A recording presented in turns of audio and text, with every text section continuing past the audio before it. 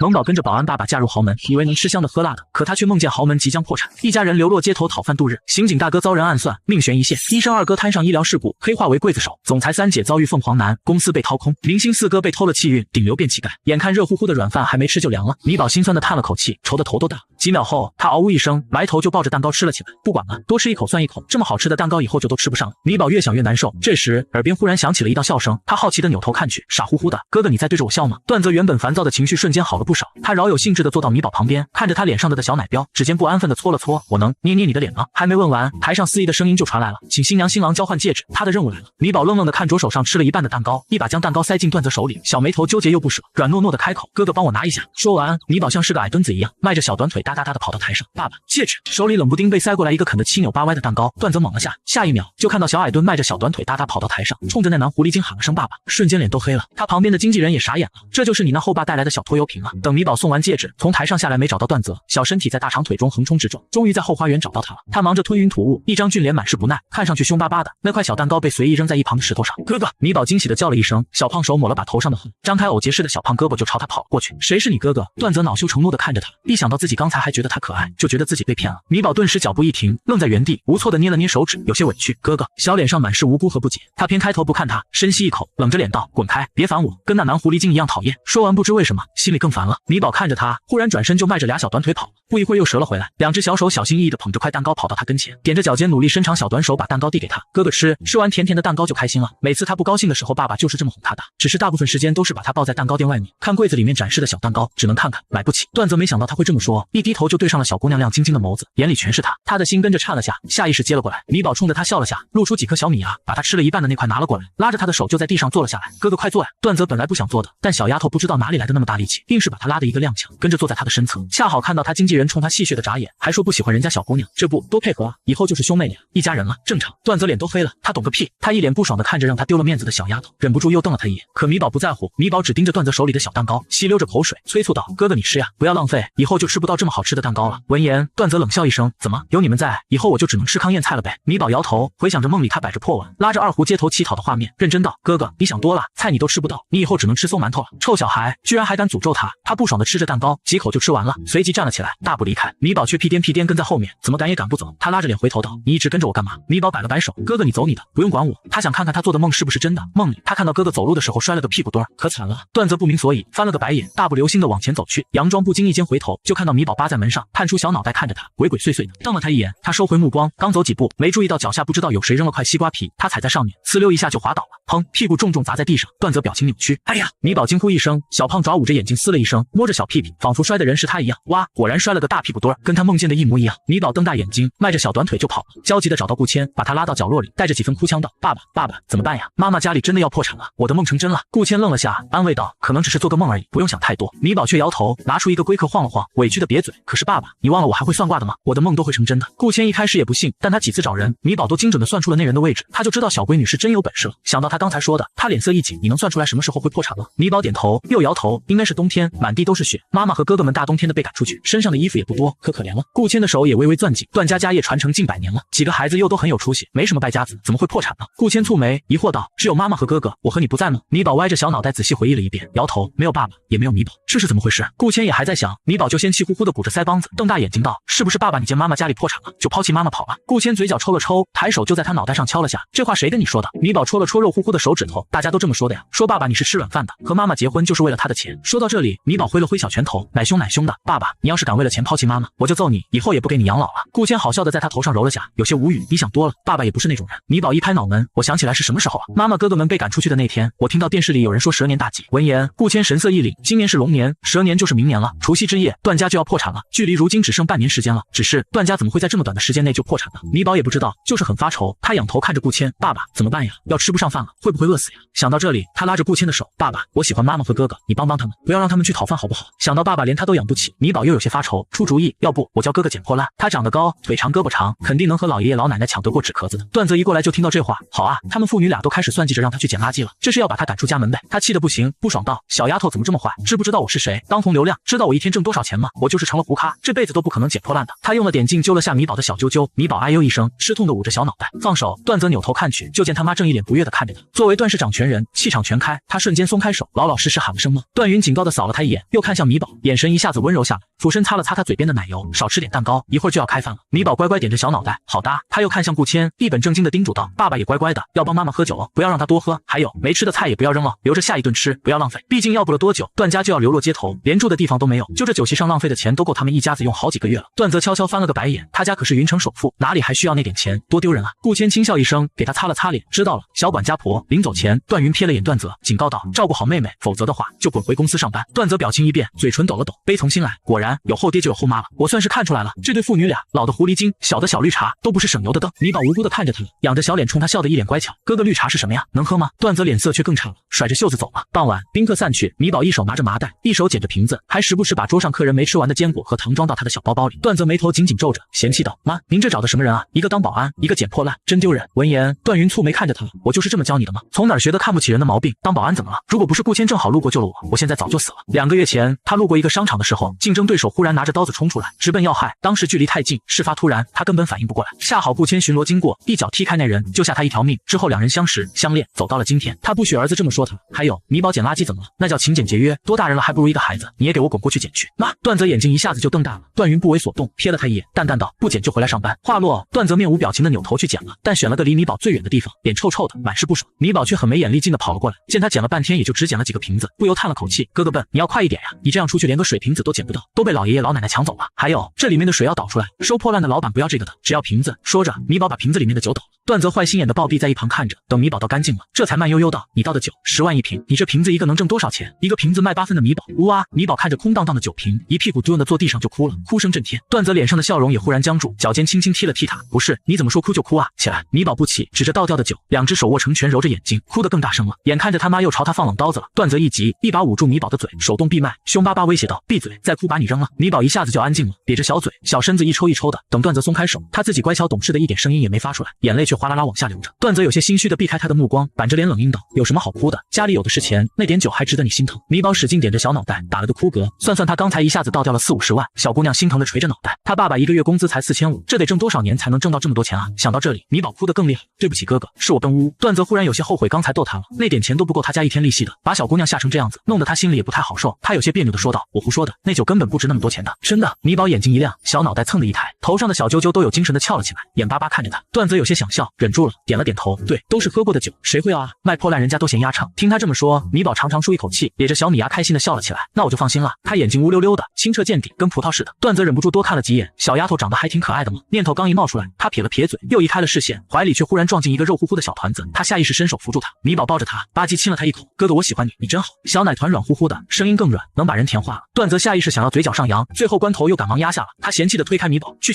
少来这套，他是不会接受他们父女俩的。米宝也不伤心，嘿嘿一笑，自来熟的牵住他的手，哥哥来，我来教你捡破烂吧，以后都能用得到。米宝一边捡一边仔细教着，里面的水要倒掉，瓶盖子不能扔哦，这个也能卖钱的。还有这些饭菜都没人动过，是干净的，我们可以继续吃。看到了什么？米宝哇了声，眼睛一亮，松开段泽的手就跑了过去，抱起一个橙汁瓶，开心道，这个饮料没喝完，咱们可以喝。忙了2个多小时，这才终于停了下来，牵着段泽的手蹦蹦哒的跑到顾谦和段云跟前，爸爸妈妈，看我和哥哥捡的。他们身后拖着2个鼓囊囊的麻袋，米宝骄傲坏了，段泽则是尴尬的偏开头，好丢人啊，他捡破烂的事要是传出去，没法在圈子里混了。段云轻笑一声，捏了捏小姑娘的脸蛋，温声道，米宝辛苦了。不辛苦的。米宝眼睛亮晶晶的看着段云，认真道，妈妈，以后我养你啊，我很会捡破烂的，墙纸壳子可厉害了。段云自然不在乎这点钱，但还是忍不住被小姑娘逗笑了，心里软得一塌糊涂。是吗？米宝真厉害，那妈妈就等着你养我了。段泽站在一旁，瞪大眼睛不敢置信的看着这一幕，像是不认识他了一样。他妈居然会笑，这真的是他吗？似是察觉到了他的视线一般，段云直起身扫了他一眼，脸色立刻沉了下来，说，今天表现还行，以后也要对妹妹好，不许欺负她，否则的话看我怎么收拾你。段泽却是松了口气，是他妈没错了，他没说什么，不想答应但不敢说。段云瞥了他一眼，就拉着顾谦上楼了。等他一走，段泽就朝米宝凶巴巴道，在这个家老实点，别来烦我。闻言，米宝攥着小胖手指头，有些纠结，欲言又止的看着他，看上去怪可怜的。段泽莫名觉得良心难安，正想说点什么，就听米宝说，哥哥，我只是想和你说，你睡觉的时候要小心哦，你今天的霉运还没结束，床会塌的。这话听得段泽脸都黑了，臭丫头居然还敢诅咒他，果然不是什么好东西。床会塌，他那床结实的，就算是在上面蹦迪都坏不了，他还能睡他了，信他的鬼话。他翻了个白眼，冷喝一声，直接回了房间，使劲把门甩上。米宝看着他的背影，老气横秋的叹了口气，哥哥真不听话。晚上，段泽睡得正香，忽然他只觉身下一空，猛地往下坠去，他咣当一下摔在地上，眼睛瞬间睁开了。他看着他掉的床，人都傻了。不是，那小拖油瓶怎么还是个乌鸦嘴啊？隔壁房间，米宝正在床上滚来滚去，听到动静，耳朵一下子就竖了起来，肯定是哥哥的床坏了，让他不听他的话。他一咕噜爬了起来，悄悄在床上蹦了几下，哇，好软啊，跟跳跳床一样。房间里也布置得很好，到处都是粉粉的，跟电视里的小公主房间一样。他好喜欢这里，妈妈又漂亮又温柔，哥哥虽然菜了点，但长得好好看，他一定要帮他们，绝不能让他们破产。米宝捏了捏拳头，大眼睛里满是坚定。他扭头看着床头的牛奶，倒起来咕嘟咕嘟喝完，舔了舔嘴角，还不等回味完，小身子就再也承受不住，往后一倒，他的魂魄也从里面飘了出来，熟练的往一个方向飘去。此时，地府转轮王正在处理工作，鼻尖忽然传来一道奶香味，下一秒就有个小奶包抱住了他的腿，脆生生道：“师傅。”转轮王疼爱的摸了摸米宝的小脸，摸到他额头时，眉头忽然一皱，仔细看了看，确定没看错，惊讶道：“你什么时候修出轮回眼了？”此时，转轮王看着米宝，眼神复杂。这孩子的寿命本来在1年前就该止步了，误打误撞活了下来，生死簿也随之变化，他也无法看到他之后的命运走向，一片空白。这样的存在本不该留在世间，但地府还没想出怎么处理，索性就让他教导他，世间多个孩子而已，只要未来不要学坏，对世人造成伤害就好。只是小姑娘天赋异禀，教什么都学得很快，居然还自己修炼出了轮回眼，说不定将来还能接她的班，她也终于可以退休了。思及此，转轮王又笑了起来。转轮眼可以看到过去未来，你有没有看到什么东西？有。米宝重重点了点小脑袋，找了个舒服的姿势一坐，翘着小脚脚把做的梦说了一遍。师傅，我看到的未来是不是真的会发生呀？转轮王点头，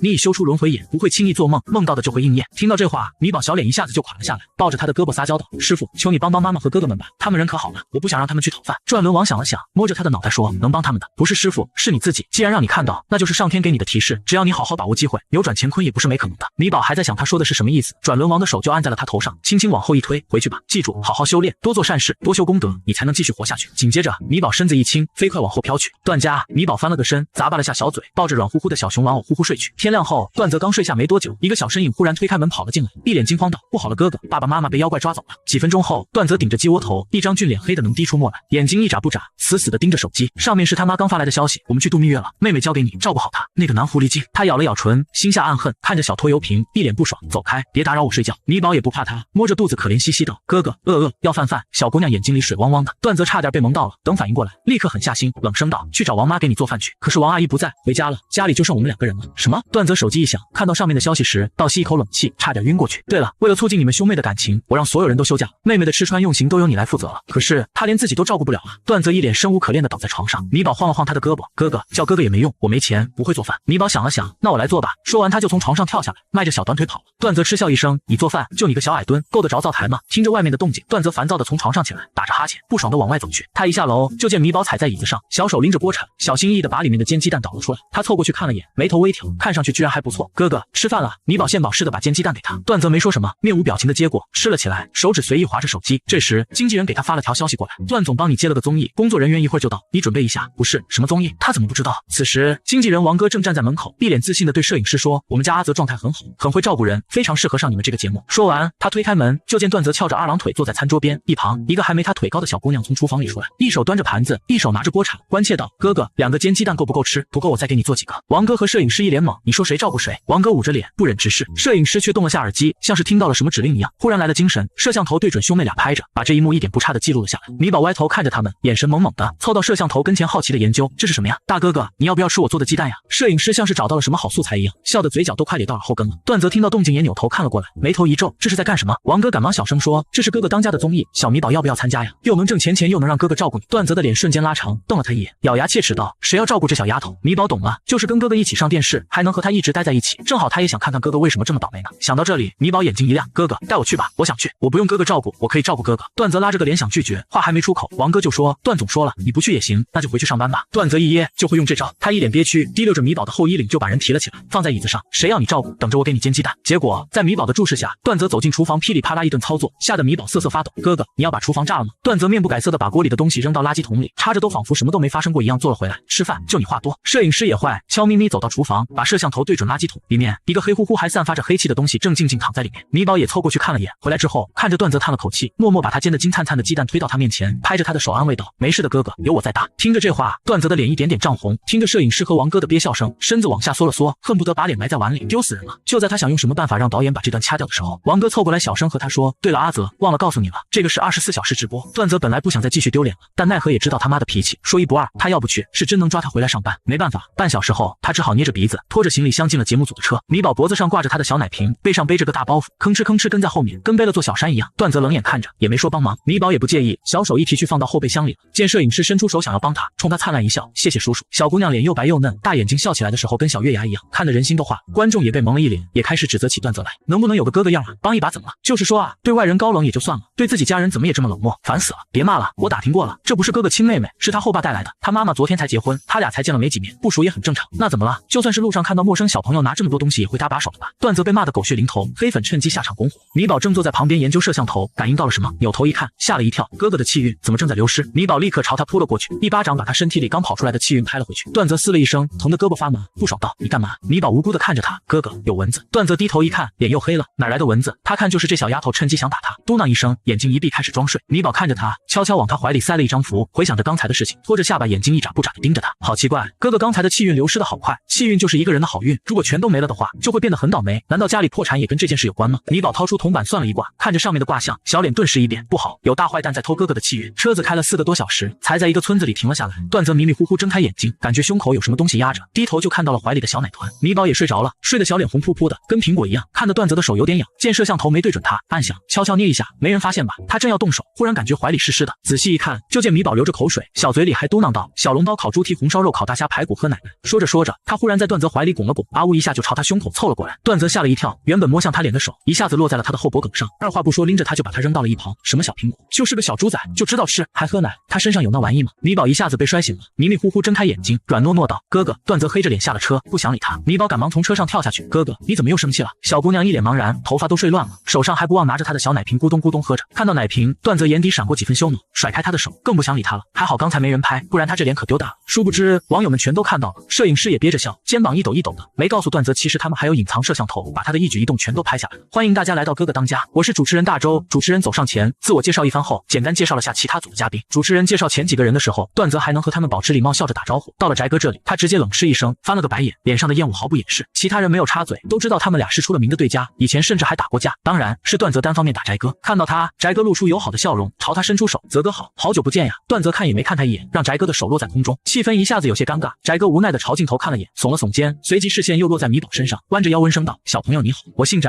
你叫我迪哥哥就好了。”段泽瞪着米宝，他要是敢握他的手，他就把他扔出去。好在米宝看了眼翟哥的手，往后退了一步，紧紧拉着段泽的手，另一只手抱着奶瓶，咕咚了半天也没见奶少一口，分明就是在假喝。翟哥脸色僵了下，下一秒就看到其他人跟米宝打招呼时，小姑娘都乖乖点头，甜甜叫着哥哥。他的手下意识紧了下，兄妹俩一样没礼貌，他在心里骂了一句，但想到网友们骂他们会更凶，就又开心了。段泽才不管他们怎么骂，心情愉悦的捏了下米宝头上的小揪揪。可以啊，你怎么知道那人不是个好东西？看出来的呀。米宝喝了口奶，他额头高山根低，眼大眉散，圆中短小，这是典型的笑面虎面相，表面看着和气，实际上内心阴暗，喜欢说谎，报复心极强。段泽一脸懵的看着他，不是，你怎么还会看面相啊？米宝乖巧道，师傅教我的呀，我看的可准了。哥哥，你今天不要往人多的地方去哦，会挨揍的。段泽翻了个白眼，我长这么大就还没挨过揍，我倒要看看谁有这胆量。见他们笑得开心，主持人大周露出一个坏笑，天色不早了，但是大家住的地方还没有，这就需要诸位努力自己赚钱，我们将提供5个房型，价格也各不相同。说着，他拿出5张照片，最好的那张是自建豪华小别墅，标价1000，最差的四面漏风，破破烂烂，看着都让人担心墙会塌，就是价格便宜，只用10块就行。但这种房子倒贴他们都不想住啊，几人都是有名气的人，哪里住过这么差的条件啊？而且这里就是个小破村，他们去哪挣这么多钱啊？其他几个小朋友当即就吓哭了，哥哥我要回家，我不要住在这里呜。段泽佯装不经一般瞥了眼米宝，怕他也哭了，他可不会哄他。不成想米宝正好抬头和他对视上，看到他眼里隐藏的担忧，米宝恍然大悟，拍拍他的腿，安慰道：“哥哥你别怕，我来挣钱，我会让你住上好房子的。”段泽跳脚道：“我才不用你，我自己会赚。”米宝点头，朝他竖起大拇指：“哥哥最棒了，给你一朵小红花。”段泽脸一下子就涨红了，瞪了他一眼：“谁要你的小红花？”他才不稀罕。他们这么一闹，反倒让气氛缓和了些，各自牵着自家妹妹去挣钱了。段泽还在想怎么挣的时候，米宝就拉着他的手把他拖到了村口的大槐树下，底下正坐着一群老人，对着他们指指点点，看得段泽都头皮发麻，不敢过去。米宝却大摇大摆地走过去，走到其中一个长相最凶的老太太跟前，说：“老奶奶，要算命吗？你家今日有血光之灾哦。”这话一出，老太太的脸色一下子就沉了下来，狠狠瞪了眼米宝：“哪里来的小屁孩，居然敢咒我，赶紧滚！”米宝却一点也不害怕，看着他镇定自若道：“老奶奶，你生过2个儿子是不是？”一听这话，周围人都笑了：“小娃娃你算错了，刘老太只生过1个，就说这么小的小孩子怎么可能会算命？”他们都在笑，唯有刘老太表情微变，她确实生过2个孩子，第一个是和前夫的，后来她悄悄跟着现任丈夫跑了，对外都说她没嫁过人，这件事只有她自己知道。这小娃娃是怎么知道的？想到她刚才的话，她眼皮一跳，赶忙问道：“小娃娃，我家谁要出事？”米宝看着她的面相说：“你孙子。”老奶奶，你要是再不回去，你孙子就要被淹死了。刘老太吓了一跳，爬起来就往家走，脚步飞快。见她这样，周围的村民也愣住了，跟上去看热闹。见他们走了，段泽赶忙走过来，扛起米宝就跑：“快跑快跑，小心一会儿他们出来揍你！小屁孩一张嘴就胡说八道，那帮村民是好惹的人吗？”米宝被他扛着，刚喝的奶都快吐出来了。哥哥，放我下来！段泽没放，眼看村民们跑出来追他们了，吓得脚下跑得更快了。米宝被颠得眼冒金星，抬手拍了张定身符在他身上，段泽瞬间停了下来，不是，怎么走不动了？米宝顺着他滑了下来，落地的那一刻拍了拍心口，呼，吓死了！哥哥真难带啊！他取下定身符，哥哥不用跑，他们是送钱来了。送什么钱啊？来索命的才对。段泽看着围上来的村民，咬了咬牙，把米宝拉到身后挡着，有什么事冲我来。话还没说完，刘老太怀里抱着个浑身湿漉漉的小男孩，扑通一下就朝米宝跪了下来，痛哭流涕，小娃娃，谢谢你，要不是你，我家大宝今天就真的要被淹死了。他刚才一回到家，就看到小孙子倒扎在水缸里，两只小短腿在空中扑腾，要不是回去得及时，后果不堪设想。一想到这里，刘老太就浑身冒冷汗，一个劲儿的朝米宝磕头，还从怀里掏出200块钱给他，有零有整的，钱不多，等大宝他爸妈打工回来，我再给大师补上。米宝摇头，不用了，这就足够了。师傅说，挂金随缘，不为挣钱，只为了结因果。不过现在要让哥哥住大房子，还是要挣钱的。米宝满意的把钱收了起来，仰头看着周围的村民，还有人要算吗？不准不要钱哦！要！村民们一下子围了上来，他们还是第一次见到这么小的算命的。很快，每个算完的都说米宝算得准，给的钱也有多有少，有给100、200的，也有给5块、10块的，都是空巢老人，没什么钱，米宝也不嫌弃，给多少都给算。赶过来凑热闹人越来越多，段泽也被挤出了人群。忽然，他听到不远处有吵架声传来，不由好奇的跟过去看热闹。米宝正算完一个，见他走了，急得赶忙迈着小短腿追了上去，大声道：“哥哥，你别乱跑呀！你忘了你还有血光之灾吗？”切，封建迷信！段泽脚下走得更快，还专门挤到第一排去看。是刚才被米宝救了孙子的那老太太和他家老头子在打架。老头忽然得知老太太之前居然还生过一个孩子，觉得自己被欺骗了，气得不行，大吼一声，跟个牛一样头就顶了过来。老太太往旁边一躲，老头一个没刹住车，因为惯性继续往前冲来。好巧不巧，正好是段泽的方向。段泽还没来得及反应过来怎么回事，整个人就被撞到了，手臂在一旁的石子上划了下，鲜血直冒啊！血光之灾，对上了。哥哥你没事吧？米宝吭哧吭哧钻过人群，他腿短，慢了几步他就出事了。米宝叹了口气，扶着他回到大槐树下，拿碘伏给他消毒。段泽捂着脸，耳根子都红透了，丢死个人，看热闹结果把自己看进去了，说出去能让人笑死。经过这一遭，他有点相信他会算命了，就是觉得好奇，谁教的你算命啊？师傅呀！段泽翻了个白眼，谁还不知道是师傅了？我是问你师傅是谁？师傅就是师傅呀！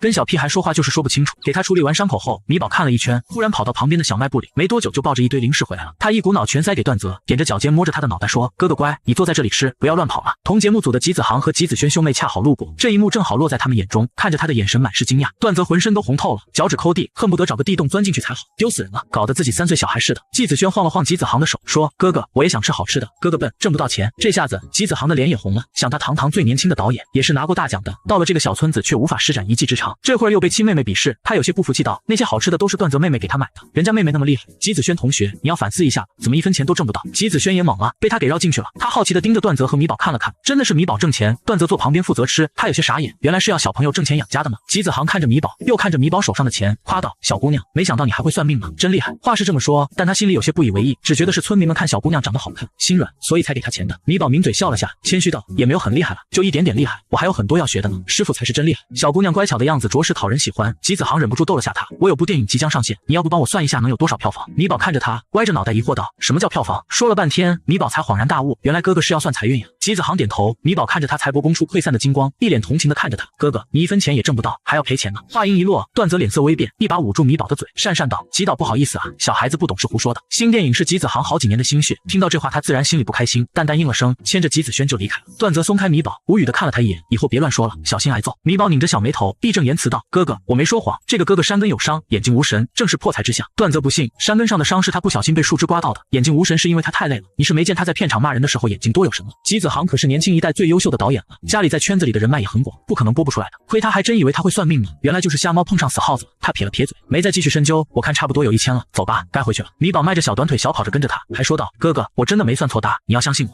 信，我信行了吧？他这语气这态度分明就是不相信。翟哥听说了米宝得罪吉子航，说他电影要亏钱的事，忍不住在心里轻嗤一声，他这次来就是奔着吉子航的下一部电影来的。吉子航的电影是出了名的票房保障，本来还担心吉子航会看上段泽，没想到他们先把人给得罪了，那这角色非他莫属了。想着，翟哥摸了下脖子上的木牌，心里安稳下来，用不了多久段泽就要成为过街老鼠，就连当他对手的资格也没有了。一想到这里，他就忍不住兴奋。米宝一回来就看到了他，视线落在他脖子上的小木牌上，眼睛一眨不眨的看着，注意到他的目光，翟哥眸光微闪，抬步走了过来：“小姑娘，怎么了？有什么需要帮助的吗？”“用不着。”段泽插都走了过来，语气很差：“滚，泽哥。”翟哥无奈的看着他，一副受尽欺负的模样，弄得粉丝心疼的不行。段泽你有病吧？狗嘴里吐不出象牙来。话说谁知道他俩到底有什么仇啊？他俩以前不是队友吗？呵呵，还不是段泽家里有权有势，皇族辈内定的，嫉妒翟哥有才华，盖过了他的风头，所以才这样呗。啊，对，我想起来了，段泽说翟哥的成名曲是他的，真不要脸啊，就爱抢别人的，有钱就是好啊。段泽滚出娱乐圈，段泽滚出娱乐圈，整张屏幕几乎都被这句话刷屏了。段泽和翟哥之间的气氛也剑拔弩张，米宝却仰着头，一动不动地盯着翟哥的小木牌。只见段泽身上的气运正一点点往小木牌里飞去，随即翟哥整个人都白了一点，反倒是段泽的印堂处更黑了。原来他就是这么偷走哥哥的气运的。米宝想通了，米宝很生气，米宝小肉拳一握，牙一咬，跳起来对着翟哥就是一脚，眼睛瞪得圆溜溜的，指着他气愤道：“坏蛋！”翟哥一下子被米宝踢飞出去，整个人脸贴地，摔了个狗吃屎。所有人都傻了，就连段泽也有些惊讶，他都还没动手呢，怎么米宝就先动了？米宝回头看着他，拍了拍他的大腿，哄道：“哥哥你别怕，我在呢，我保护你。”小姑娘看着他的眼神满是心疼，张着小胖胳膊，都没他腿高呢，却跟个小母鸡一样把他护在身后，奶凶奶凶的瞪着翟哥。段泽心里有种莫名的情绪闪过，他妈不会哄着他，都是保姆保镖陪他长大的，大哥他们和他有年龄差，不带他玩，这还是第一次有人保护他，偏偏是这个小拖油瓶。段泽盯着米宝看了会儿，移开视线，轻哼一声，嫌弃道：“谁要你保护，长得都没葱高。”说完，他又看了眼镜头，想到他那次打了翟哥之后被全网骂的情形，皱眉道：“大人说话，小孩别动手。”米宝仰头看着他，无辜道：“哥哥，我没动手呀。”他晃了晃小脚丫，一本正经道：“我动的是脚。”兄妹俩说着话，翟哥才从地上爬起来，还大度的说：“没事，可能小朋友是误会我和泽哥在吵架，所以才动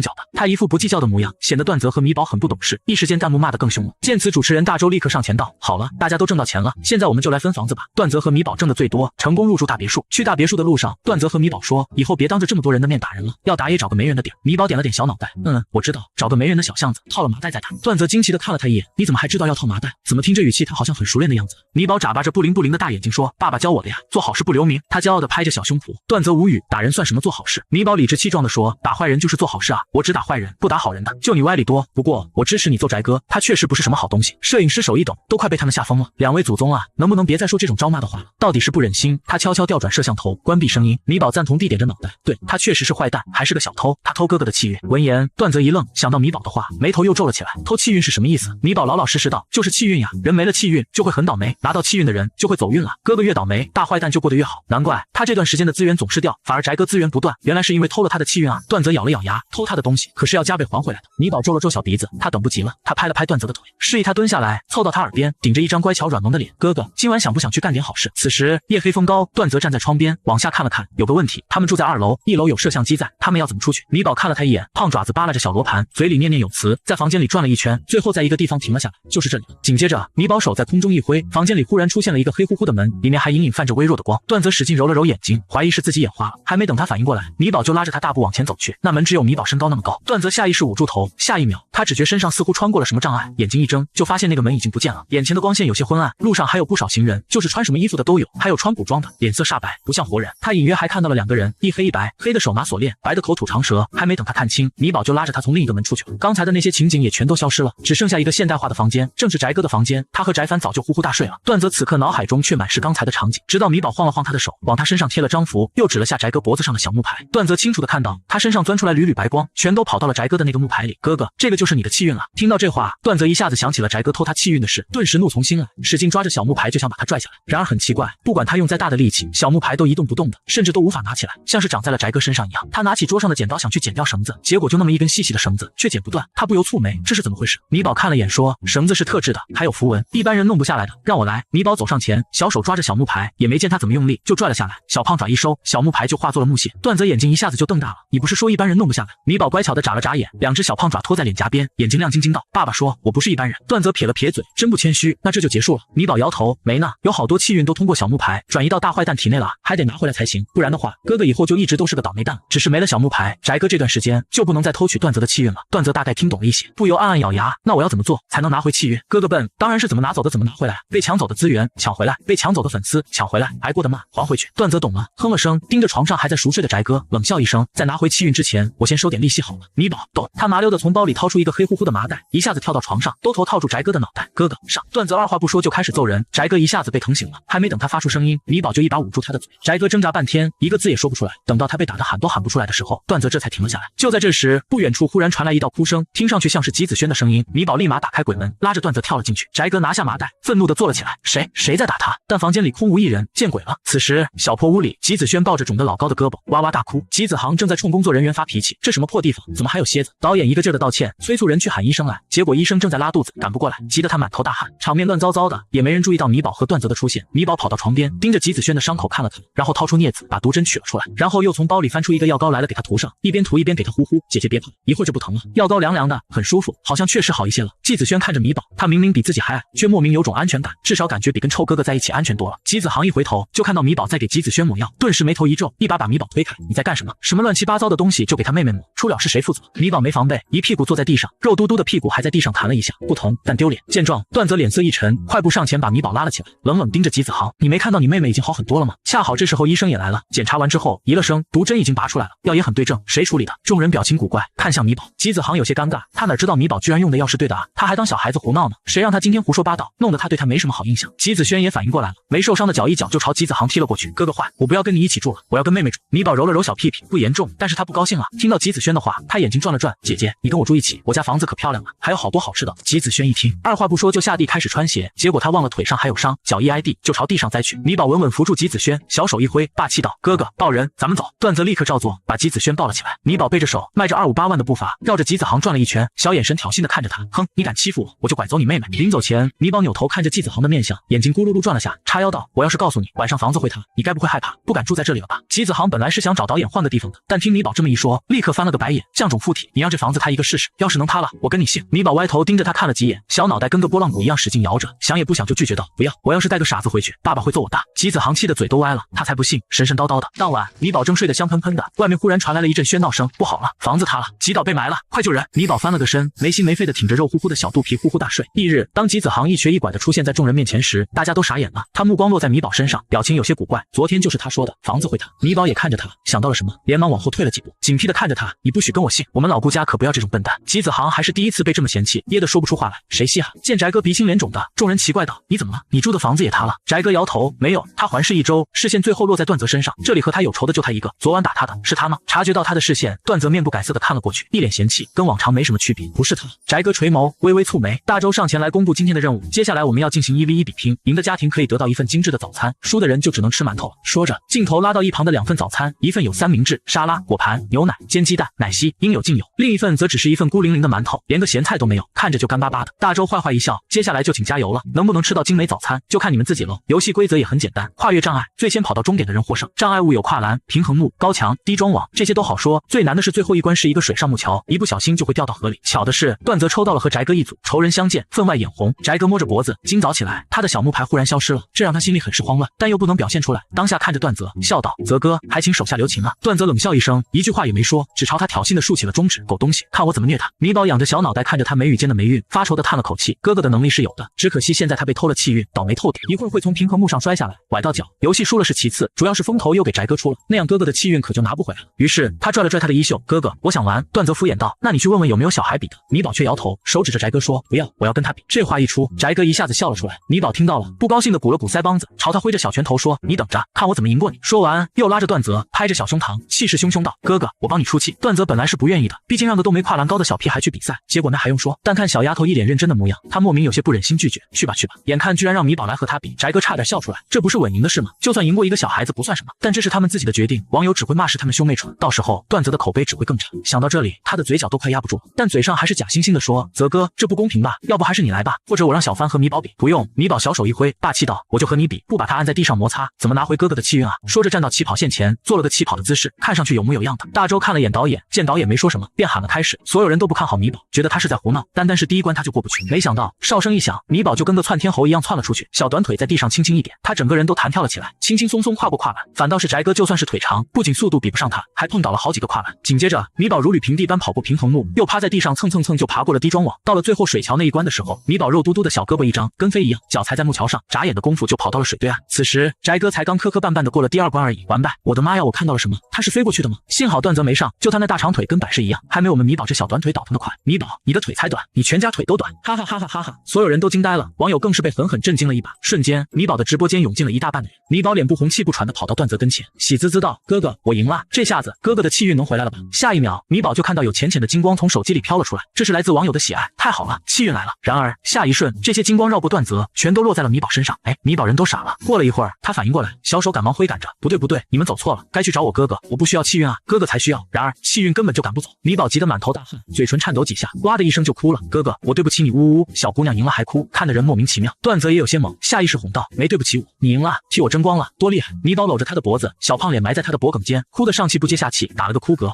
不是这个气运，哥哥的气运都给我了，没有哥哥的呜。段泽段泽反应了好一会儿，才反应过来小姑娘的意思，难怪他刚才看到有星星点点的光进了他体内。他无所谓道：“没事，以后还有机会。”米宝却自责的不行，跺了跺小脚丫，气呼呼道：“笨蛋，不听话，让他们去找哥哥，找他干嘛呀？”段泽本来没放在心上的，但小姑娘眨眼间就把他脖子都哭湿了，小身子也哭得一抽一抽的。他看得出来，他是真的想替他挣气运，心底莫名有一阵暖流淌过。段泽眼神复杂的看着他，最后强撑着移开视线，轻轻推开米宝站了起来，不让自己心软，等下次吧，下次还不知道要到什么时候。米宝揉了揉眼睛，抱着段泽的腿，小胖脸埋在上面蹭了蹭，顺手把鼻涕也蹭在上面。段泽脸都黑了，提溜着小邋遢包回去洗了下脸，又换了身衣服，这才重新回到比赛场。米宝则抱着迎来的早餐嗷呜嗷呜吃着，一旁翟哥的脸色有些难看，他怎么也没想到，明明稳赢的比赛，他居然会输得这么难看。小木牌一定是因为他的小木牌不见了，所以他才会输的。想到这里，他急匆匆找借口要回自己的手机，避开人群打了个电话出去。喂，李大师。米宝正吃着饭，等翟哥回来的时候，米宝抬头一看，忽然愣住，他怎么又有一块小木牌了？之前那块不是已经弄没了吗？他拧着小眉头，百思不得其解。这是当初翟哥为了以防万一，让李大师做了2块，幸好这次出来也带着备用的。翟哥满是不爽，暗忖片刻，他微笑着牵着翟帆走过去，拿起馒头吃了起来，说：“没事的，小帆，只要我们一家人在一起，就算是吃糠咽菜也是开心的，对不对？”翟帆拿着馒头，想说不是，但想到他哥跟他说要懂事，回去就给他买玩具，他还是点了下头。米宝眼珠子咕噜噜转了转，忽然拍了下段泽的胳膊，一本正经道：“哥哥，你放心，跟着我，我带你吃香的喝辣的，肯定不会让你啃馒头的。”段泽无语的看着他，谁跟着谁啊？但这桌子菜还真是米宝挣来的，他也没什么底气反驳。吉子轩嗷呜嗷呜吃着三明治，听到这话使劲点着小脑袋，没错没错，跟着米宝吃肉肉，跟着哥哥吃馒头，我要跟着米宝。虽然但是还挺有道理的，连根辣条都不给，我是真吃不下去馒头啊！哈哈哈哈！有人发现翟哥和翟帆兄弟俩看对面的饭菜好几眼了吗？看到了看到了，谁不想吃好的？这不是吃不上才自我安慰吗？突然感觉翟哥挺装的。翟哥本来是想营造一个条件虽然艰苦，但兄弟俩却过得很温馨的画面，再拉踩段泽米宝一波，没想到观众压根就不吃这一套。米宝一抬头就看到翟哥身上有气运往外移，飞到了段泽身上，他眼睛一亮，回想着刚才的事情，眼神忽然燃烧起了熊熊斗志，小拳头也握了起来。他知道怎么拿回哥哥的气运了。此时下一个任务是以每个家庭为单位做一顿午饭，几位评委来打分，按照名次给积分。听到这个任务，段泽脸色一僵，他还没忘记他煎的那个黑乎乎的鸡蛋，但他觉得那只是他一时发挥失常而已。想着，他拿起一个鸡蛋，自信下锅，然后又炒成了黑炭。他若有所思地看着盘子里的东西，又看向米宝，米宝惊恐地看着他，连连后退。小胖爪紧紧捂住嘴，哥哥你要毒死我吗？段泽脸一下子就涨红了，赶忙把盘子里已经看不出本体的黑炭鸡蛋扔掉。米宝这才长长松了口气，擦了把头上的冷汗，吓死宝宝了。翟哥的脸色一下子好看了许多，别的他不行，做饭他可不要太拿手。米宝哼了声，他才不会给他这个机会呢。他拍了拍段泽的腿，哥哥别怕，看我的。想到他煎的鸡蛋，段泽眼睛一亮，没错，他会做饭了。于是当着众人的面，他拿起围裙，然后戴在了米宝身上。不是吧不是吧，不会是我想的那样吧？段泽你居然让小孩做饭，他有灶台高吗？哈哈哈哈哈，没有，但是没关系，我们米宝会踩小板的。网友们也想到了昨天那个金灿灿的鸡蛋和死不瞑目的鸡蛋，顿时爆笑出声，哈哈哈哈哈哈，占据了整张弹幕。节目组按照上一轮的积分发了食材，米宝他们拿到的食材最多，有鸡蛋、土豆、青菜、豆腐、西红柿。段泽一开始还嫌简陋，但一看其他组的萝卜白菜，默默又把话收了回来。米宝看了眼食材，把菜递给段泽，哥哥，你把菜洗一下吧。段泽看几个小朋友一人一个小盆盆在洗菜，脸都黑了。洗菜问题不大，但和一群小孩在一起好丢脸。洗完菜本以为事情结束了，米宝又塞给他一个蒜让他包，巧了，几个小孩也在包蒜。段泽抗拒了几秒，还是不情不愿地坐了过去，和他们一起包蒜。今天他的脸可是丢尽了，网友们反而乐疯了，一个个都跑过来看。相比其他组，段泽就飞得很突出了，185的大长腿挤在一群不到1米的小土豆中间，和他们一起洗菜包蒜，别提多搞笑了。直播间的流量也飞速暴涨。翟哥不知道网友的情况，看到段泽居然和一群小孩在一起，嘴角勾了勾，有些不屑。废物，他只分到1碗冷饭，一个鸡蛋，但没关系，往往越简单的食物越能体现厨艺。他开始导油热锅，米饭均匀的裹着蛋液，看上去金灿灿的。他正满意地点点头，鼻尖忽然传来一阵香味，扭头一看，就见米宝踩在凳子上，一手拎着锅，一手拿着铲子，火势很猛。他随意抬了抬手腕，里面的土豆丝跟着翻滚。他居然会颠锅，还是单手。翟哥手一惊，半袋盐都洒到了锅里，他脸色一变，完了，这个臭丫头就是专门来克他的。段泽也惊呆了，你居然还会炒菜？他以为他就只会个简单的煎鸡蛋而已。米宝一边往里面撒盐一边说，会啊，爸爸教过我的，爸爸说我力气大，不用来干活白瞎了。闻言，段泽嘴角抽了抽，这什么理由？心里对顾谦更加不满了，使唤小孩子干活，不要脸，吃软饭就算了，居然还啃小。米宝吭哧吭哧炒着菜，他做了个炒土豆丝、小葱拌豆腐、炒青菜、西红柿蛋花汤，3菜1汤，营养又健康。其他人见了也有些惊讶。吉子轩咽着口水跑过来，米宝，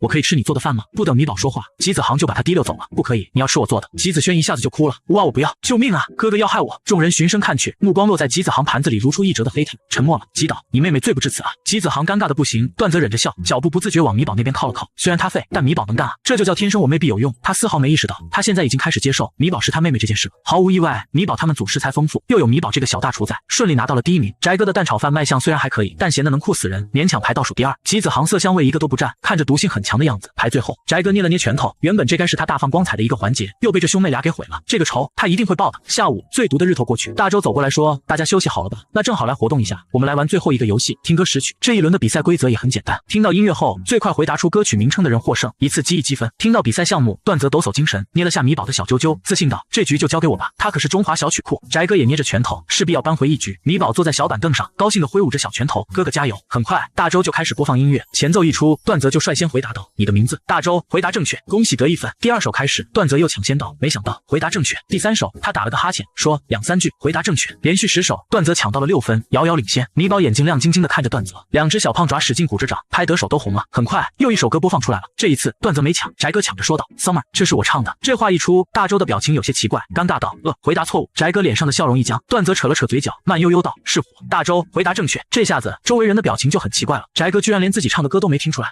察觉到他们的视线，翟哥努力控制住表情，笑道：“不好意思，我太激动了，这2首歌有点像，我听错了，还是泽哥厉害。”他说的很真挚，却把段泽送上了风口浪尖。我要是没记错的话，当初段泽这个火就是抄袭翟哥的 Summer 吧？有这回事？段泽还很不要脸的说 Summer 也是他的，就问他尴不尴尬。米宝却看着段泽身上又开始流失的气韵，气呼呼的张着小嘴，嗷呜一声，好想摇起大坏蛋。旁边人也在说这件事，他竖起耳朵听了下，明白了事情的经过，但他无条件站在段泽这边，哥哥才不会抄呢。眼睛转了转，他看着大周甜甜一笑，软糯糯的说道：“大周叔叔，我想听完这2首歌可以吗？”说着，他捧着小脸蛋，又乖又软。大周被蒙了一脸，二话不说道：“当然可以。”说完，他就开始播放这2首歌，放的还是完整版。听完之后，米宝歪头疑惑道：“咦，这2首歌很像吗？”董伟是歌手，从专业的角度分析，不像。2首歌的旋律、和弦进程、歌词、节奏都不一样，唯一像的就是歌词风格，但这个前奏也还没展现出来，而且咱们听的只有曲子，没歌词。米宝眨巴着眼睛，天真无邪道：“那这个哥哥怎么还听错了呀？明明差别很大呀，还是他自己唱的呢？他唱的歌很多吗？”段泽说：“多啊，出道3年，唱了10首呢。”米宝：“哇，好多呀，哥哥你呢？”段泽：“我不行，1年也就20几首吧。”米宝：“那是不多，哥哥你太笨了。”兄妹俩一唱一和的，说的翟哥的脸色越来越难看了，几乎都维持不住假笑了。这个臭丫头，平时叫他坏蛋，现在要算计他了，倒是叫哥哥了。段泽盯着翟哥，笑得嘲讽：“对啊，我也很想知道自己的成名曲为什么还会认错，当然是因为那不是他的歌，那是他在比赛前夕偷走段泽的，又仗着他的出场顺序在前，先唱完了，让所有人以为那就是他的原创歌曲。谁让段泽自己一点戒备都没有，写好的歌随意放在桌上，活该。”两人对视着，彼此心知肚明。翟哥能感受到周围的视线，只觉脸火辣辣的疼，他强撑着说道：“我说了，我听错了。”米宝不解道：“这也会听错吗？幼儿园老师教我们唱的歌，我们都不会唱错呢。”好吧，你说听错就听错了吧。米宝大度的摆了摆手，一副不再深究的样子。网友们却来了精神：“对啊，自己的歌也能听错，正常啊，只听了一个前奏而已，又没全听完，那段泽怎么听出来了？他抄袭嘛，肯定听过原曲啊。”话说翟哥的10首歌，除了 Summer 还有什么能拿得出手的吗？别说，还真没有，我以为那只是个开始，没想到是巅峰，后面的歌难听的嘞，我都怀疑是不是一个人写的了。楼上段泽粉丝吧，不是我们哥哥写的，难道还是你们家哥哥写的？粉丝们炒作一团，但好歹段泽身上的气韵不再流失了。米宝松了口气，盯着翟哥脖子上新的小木牌，小手指头悄悄戳戳段泽，朝他眨眼：“哥哥，晚上再去套麻袋啊。”读懂他的眼神，段泽有些无语：“你还上瘾了？”米宝继续眨眼：“去不去嘛？”段泽眨了一下眼：“去。”兄妹俩商量好，神色自若的移开视线，仿佛什么都没发生过一样。接下来的时间里，几乎是段泽的高光时刻，他一人答对了大半的题目，对音乐的感知甚至超过了董伟这个专业歌手，就连黑粉也不得不承认段泽确实厉害。眼看气韵往段泽身上飘去，米宝高兴的眼睛都弯了起来，太好了，他有预感，拿回哥哥的全部气韵指日可待。大周说：“今天的所有比赛都结束了，现在我们来分房子，段泽米宝组获得第一，可以第一个选。”本以为米宝还会选大别墅，毕竟那个条件是真的好，没想到米宝拿走了条件一般的砖房。哥哥，我想住这个。段泽无所谓地点了下头。上次砖房是董伟住的，分开的时候他犹豫了下，还是走过来，悄悄拉着段泽走到一旁，说：“你们要不要和节目组说换个房子？”段泽有些奇怪，为什么？董伟也不太确定，迟疑道：“我感觉那里面好像不太干净。”米宝仰着小脑袋看着他，兴奋地睁着眼睛，那里果然有鬼。他今天第一眼看到他，就看到他身上沾了阴气，所以才故意选了砖房的。米宝递给他一张符：“哥哥，你拿着这个，晚上就能好好睡觉了。”说完就拉着段泽飞快跑了，找鬼玩去了。不知道是不是错觉，董伟感觉拿到符的瞬间，身上暖和了不少，那种阴凉到骨子里的感觉没有了。段泽一进房间就打了个寒战，这房子怎么这么冷啊？现在大热天的，出去几分钟都一身的汗，房间里却出奇的冷，具体怎么不一样，段泽也说不上来。当然是因为我啊！鬼飘过来，伸着长长的舌头绕着段泽转来转去呀，还是个吊死鬼呢。就在他还在想怎么吓唬他的时候，一只小手忽然握住了他的舌头，他愣了下，低头一看，正好和米宝的视线对上，四目相对，吊死鬼一下子瞪大眼睛：“你怎么能看到我？”话还没说完，米宝拉着他的舌头微微用力，吊死鬼只觉整个身体都被甩了出去，哐哐砸来砸去，砸得他头晕眼花，眼冒金星。米宝眼睛却很亮，哼哼哈嘿的抡着吊死鬼，顺手往他身上贴了张吸尘符，瞬间房间里的灰尘都落到了他身上，空气都清新了不少。米宝这才松开手，吊死鬼趴在地上干呕，他的舌头都快被拽掉了，他惊恐的飘到外面，一溜烟就跑了。他一走，段泽就感觉到了一股热气袭来，他扯了扯衣服，怎么突然又这么热？房间里倒是有个电扇，但是吹出来的也是热风，没什么用。米宝看着他头上的汗，说：“哥哥，你等我一下哦。”他迈着小短腿就跑了出去，在门口的歪脖子树上找到了吊死鬼，他这会儿正吊在树上。米宝仰着小脑袋，头都快合得平行了，叉腰喊道：“你下来！”吊死鬼疯狂摇头：“不下，死也不下！这小屁孩也太吓鬼了，救命啊！”米宝板着小脸说：“你不下来，我就上去抓你了，我数到3。”吊死鬼根本不信，甚至还有些挑衅：“有本事你就上来呀，来呀来呀，小矮子！”话还没说完，米宝就出现在了他面前。小姑娘气坏了，最讨厌人说她。他拉着吊死鬼的舌头又是一顿甩，一边甩一边骂：“就你高，舌头2米长了不起是吧？”吊死鬼后悔了，不该乱说话的，也不该惹这小祖宗的，别打了别打了。他连声告饶，米宝挥的胳膊都酸了，这才停了下来。扯了下吊死鬼的舌头，说：“走进房间，放点冷气，给我哥哥降降温。”吊死鬼仿佛没听懂他的话一样，你说什么？米宝眼睛一眯，明明是小矮墩一个，此时却莫名散发着一种威压。去，给你烧香，不去送你投胎，去不去？去！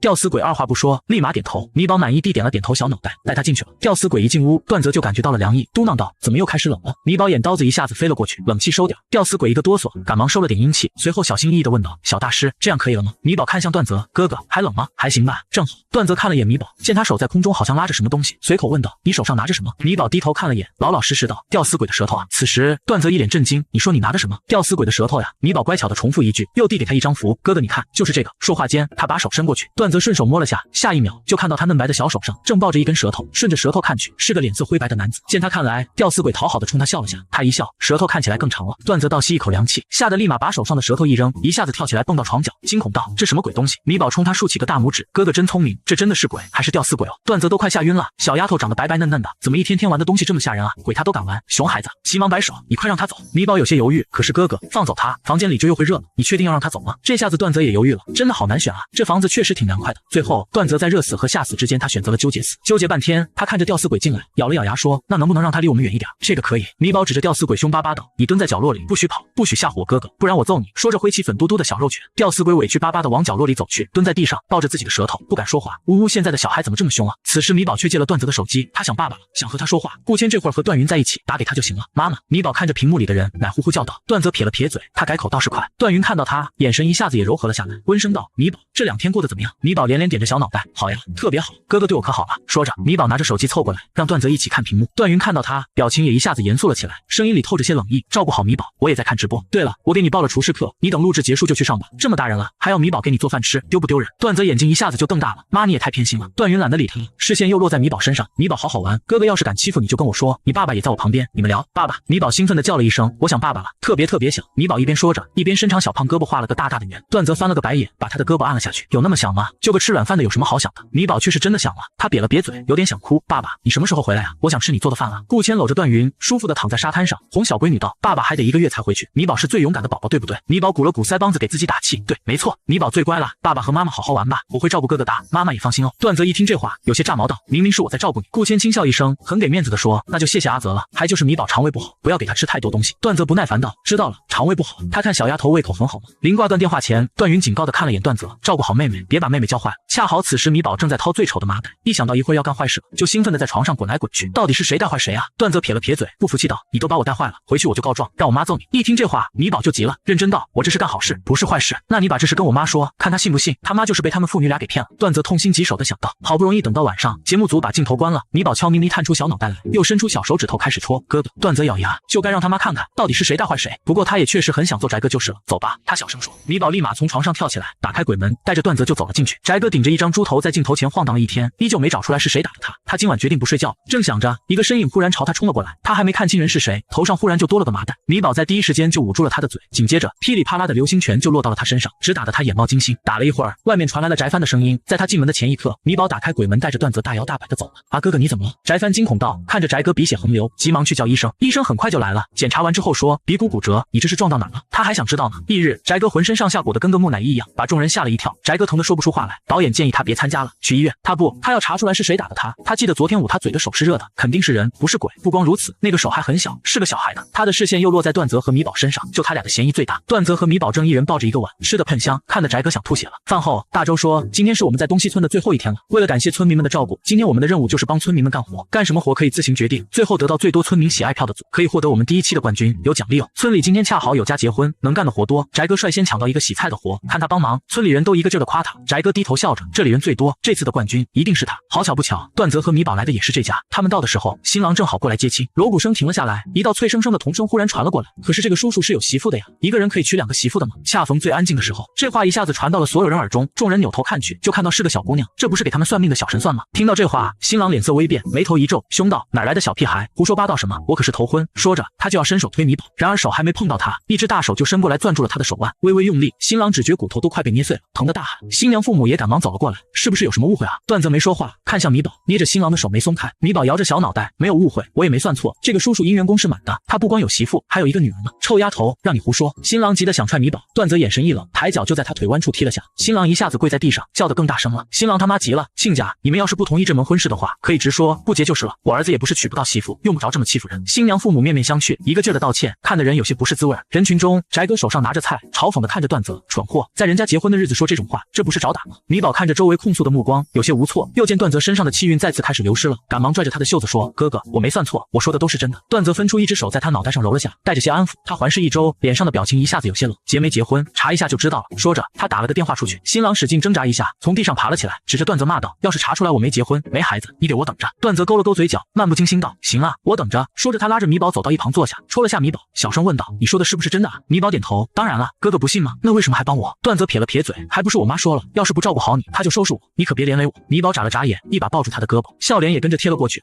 我知道了，哥哥是因为妈妈，才不是自己想对我好呢。没错，就是这样。就是这话怎么听着怪怪的？怎么那么别扭呢？兄妹俩说着话，新郎和他妈对视一眼，怎么办？他妈给了他一个安抚的眼神，怕什么？又没领证，查不出来的。也是，他一下子放心了。等了1个小时，段泽的手机响了起来，他开了外放，周围一下子惊了下来，竖起耳朵听八卦。对面的人说：“我查清楚了，这人在民政局这边没有婚事。”这话一出，全场炸锅。米宝也愣了下，看着新郎的面相，又抱着铜板算了一卦。没错呀，就是结婚有孩子了呀，这是怎么回事？翟哥差点笑出声来，段泽这次死定了。就在周围村民也开始怀疑起米宝的时候，一个小身影忽然跑了过来，一把抱住新郎的腿，大声喊道：“爸爸！”一个女人也走了过来，疑惑道：“你不是说在外面打工吗？怎么会在这里？”说话间，他看到了新郎身上的大红花，又看了看周围，一下子反应过来，脸色瞬间就变了，一巴掌打了过去：“姓孙的，我给你生孩子伺候爹妈，你就这么对我？”新娘父母一看，眼前一黑，居然真的已经结婚有孩子了。节目组的人也震惊了，米宝居然又算对了。女人说他们结婚只办了酒席，没领证，他们那边村里很多人都是这么过来的。段泽手插兜道：“事实婚姻也是受法律认可的。”这个人自然是段泽找来的了。新郎一个字也说不出来，跪在地上想求他们原谅，结果直接被村民赶跑了。眼看村民还拿了锄头，吓得屁滚尿流，钻到车里跑了。米宝咧着小嘴看着这一幕，想到了什么，忽然小脸又垮了下来，有些伤心道：“那我是不是不能吃席了？”新娘妈妈听到这话，扑哧一声就笑了出来，弯腰捏了捏米宝的脸，温声说：“当然能吃了，今天的事还要多谢小大师了。”说着，她起身对周围的村民说：“菜都买了，不给退，大家就坐下来吃，就当是庆祝我闺女跳出火坑了。”好爷！米宝一蹦3尺高，拉着段泽就往里走。吃席喽，吃席喽！新娘父母还专门把他邀请到主桌，这桌上菜最快，段泽也跟着沾光了。新娘也出来了，听说了刚才的事，脸都变了。妈，刚才你怎么不叫我出来啊？我非得揍死那孙子不可！居然敢骗他是单身！听到这话，米宝咬着鸡腿，口齿不清道：“没关系的，他会遭报应的。”话音刚落，外面就有人跑了进来，说那家人开车开到村口的时候，有棵树忽然倒了，把车都砸烂了，正好砸中那种东西。闻言，所有人都看向米宝，不是这么准的吗？这小孩的嘴是开过光的吧？怎么说什么来什么？所有人都在震惊，只有米宝没心没肺的吃着，一手鸡腿，一手鸭腿，还催促段泽也吃。村民们也都凑过来和米宝说话，围着米宝团团转，哪里还记得洗菜的翟哥啊？翟哥看着众星捧月般的段泽和米宝，气得差点捏碎手上的碗。为什么好运总是站在段泽那边？桌上一半的菜都进了米宝肚子，想到顾谦说别让米宝吃太多，段泽想了下，问道：“撑吗？”米宝摇头：“我还能吃下一头牛。”他就说吧，吃点饭还能把人吃坏了，搞笑呢吧？他没带过孩子，他还没当过孩子吗？他立马又给米宝加了个大鸡腿。是，毫无疑问，米宝他们组在最后的环节，成功获得了最多的票。翟哥洗了一上午的菜，等他们吃完还洗了盘子，洗得手都皱了，得到了大师傅们的一致赞赏。但他们不是村民，不计票，他只拿到可怜兮兮的3票，他脸都黑了。大周拿着奖品小皇冠戴到米宝头上，米宝高兴的小嘴都合不拢了，拍了拍小胸膛，骄傲道：“哥哥，我没骗你吧？跟着我，吃香的喝辣的。”吉子轩在一旁羡慕的流着口水，跟着我哥3天饿9顿，他也好想吃席啊，但他哥哥脑子有毛病，非要带他去采蘑菇，说送给村民做饭，结果采了一堆有毒的，差点没被村民打死。哥哥当家第1期就在2个废物哥哥的恼羞成怒中结束。临走前，导演拉住吉子航，小声说：“我看那小姑娘好像真的会算命，你那电影。”吉子航也知道不是剧本，但要让他相信他的电影会赔本，他也不信。他冷哼一声：“我的电影肯定会大爆的，等着吧。”米宝正好从旁边路过，拉着段泽就一溜烟跑了。声音传了过来：“哥哥快跑，小心坏蛋哥哥找你借钱。”到家之后，段泽立刻把米宝扔给保姆，他美洗了个澡，舒服的躺在床上，长舒一口气，这才是他该睡的床啊。这几天可把他累坏了，没多久就睡着了。午夜，就在他睡得正香的时候，他的门忽然开了一条缝，窸窸窣窣的声音传来。段泽蹭的一下睁开眼睛，一把按开灯，警惕的：“谁？”此时一道虚弱的声音传来，米宝趴在床边，有气无力的捂着肚子痛苦道：“哥哥，我肚子着火了，肚子着火。”段泽低头一看，没炸，他奇怪的抬手摸了下，像个小火炉一样，摸了下额头，发烧了。段泽带着米宝就赶去了医院，刚到医院就碰到了一个人：“二哥，你来的正好，快看看米宝，他发烧了。”米宝，段景面露惊讶，他后爸带来的那个小孩。他好奇的垂眸朝段泽怀里的小孩看去，小脸都烧得通红了。段景带着他们回到诊室，检查完之后说：“没事，吃多了，积食，我给他打1针吧，好得快一点。”段景很快就配好了药，拿着针管走了过来。恰好此时米宝揉着眼睛醒过来，一眼就看到了这一幕，瞬间小身子一僵，惊恐道：“不要扎我，我不要打针，乌鸦爸爸救命！”米宝一边喊，一边从段泽怀里跳下来，迈着小短腿就往外跑。他烧的身上都没力气了，跑了几步就左脚绊右脚，把自己给绊倒了。段泽也没在意，小孩子怕打针很正常，他哄道：“没事的，米宝，打完针就好了。”说着，他抬手拉住米宝，想把他抱起来，结果一摸到他，就发现他身子抖得厉害。只见米宝出了一身的汗，浑身僵硬，整个人看着不太对劲，怕针怕的有些过了。段景也注意到了，想了想，把针收了起来，说：“算了，不打针了，喝药也行。”说着，他就往米宝这边走。不成想，米宝听到动静，惊恐而警惕地看着他身上的白大褂，忍不住朝他呲了呲牙。啊，明明吓得脸都白了，还凶巴巴的冲着段景低吼。下一刻，米宝脚在地上一蹬，嗷呜一声就扑了过去，张着小嘴，眼神凶狠的咬向他的腿。段泽总感觉哪里不大对劲，怕打针就算了，怎么还带咬人的啊？他看向段景，问道：“二哥，不打针光吃药行不行？”看米宝此时浑身僵硬，而且很抗拒他的靠近，段景点头，可以，先退烧吧。他转身去拿了药过来，为了给小孩喝，味道都是甜的。给米宝喂完药后，段泽松了口气，看着累睡着了的米宝，无语道：“没想到这小丫头天不怕地不怕，居然怕打针。小孩子都这样。”段景是医生，见得多。他看着一脸担忧的段泽，忍不住笑道：“没想到你和他相处的还挺好，明明前几天他还说要把这对父女赶出去。”段泽也想起来了，脸色一僵，飞快瞥了眼怀里的米宝，有些别扭道：“谁和他好了？我这是看他病了，等他好了，我还是要把他们赶出去的。”然而米宝身上越来越热，段泽感觉不大对劲，拿温度计一量，吓了一跳：“二哥，这温度怎么还烧起来了？都39.3度了，你这药也不管用啊！”“不可能啊，这都是医院效果最好的退烧药了。”听米宝嘴里叫着爸爸，段泽赶忙给顾谦打了个电话过去。听到米宝发烧了，顾谦脸色一紧，没多说什么，只道米宝的包里有个盒子，里面那颗红色的就是退烧药，麻烦喂给他吃。听到这话，段泽赶忙去摸米宝的小包包，还好他这个一直随身背着，果然在里面找到个盒子，一打开，里面有不少五颜六色的药丸。段泽忍不住在心里嘀咕：确定是药吗？怎么看着像糖一样？顾谦是肯定不会害米宝的。段泽还是听话的从里面取出红色的药丸给米宝吃下。半小时后，米宝果然开始退烧了。段泽一喜，抬头朝段景看去，就见他拿着药盒子看来看去，他疑惑道：“二哥，怎么了？这盒子？”段泽看着盒子上的 logo， 很眼熟，是一个实验室的。那个实验室的药很好用，但那个实验室的药不是从不对外出售的吗？这药是哪里来的？他百思不得其解。再看里面花花绿绿，明显就是哄小孩的药丸，他又觉得不像是那个实验室的风格，摇了摇头，没事，就是觉得这药效挺好的。这时米宝醒了，看着精神了点，看着周围，见是在医院，吓得跟个小蜗牛一样，又把头缩了回来，缩到了段泽怀里，软乎乎道：“哥哥，我想回家。”“行，回。”他在这里随时一副要哭闹的样子，段泽也怕了，好在现在烧退了，应该也没什么大事了。他和段景打了声招呼，就抱着米宝走了。回到家后，米宝的烧已经退得差不多了，又精神了，翘着小脚脚说：“哥哥，我饿了，想吃饭。”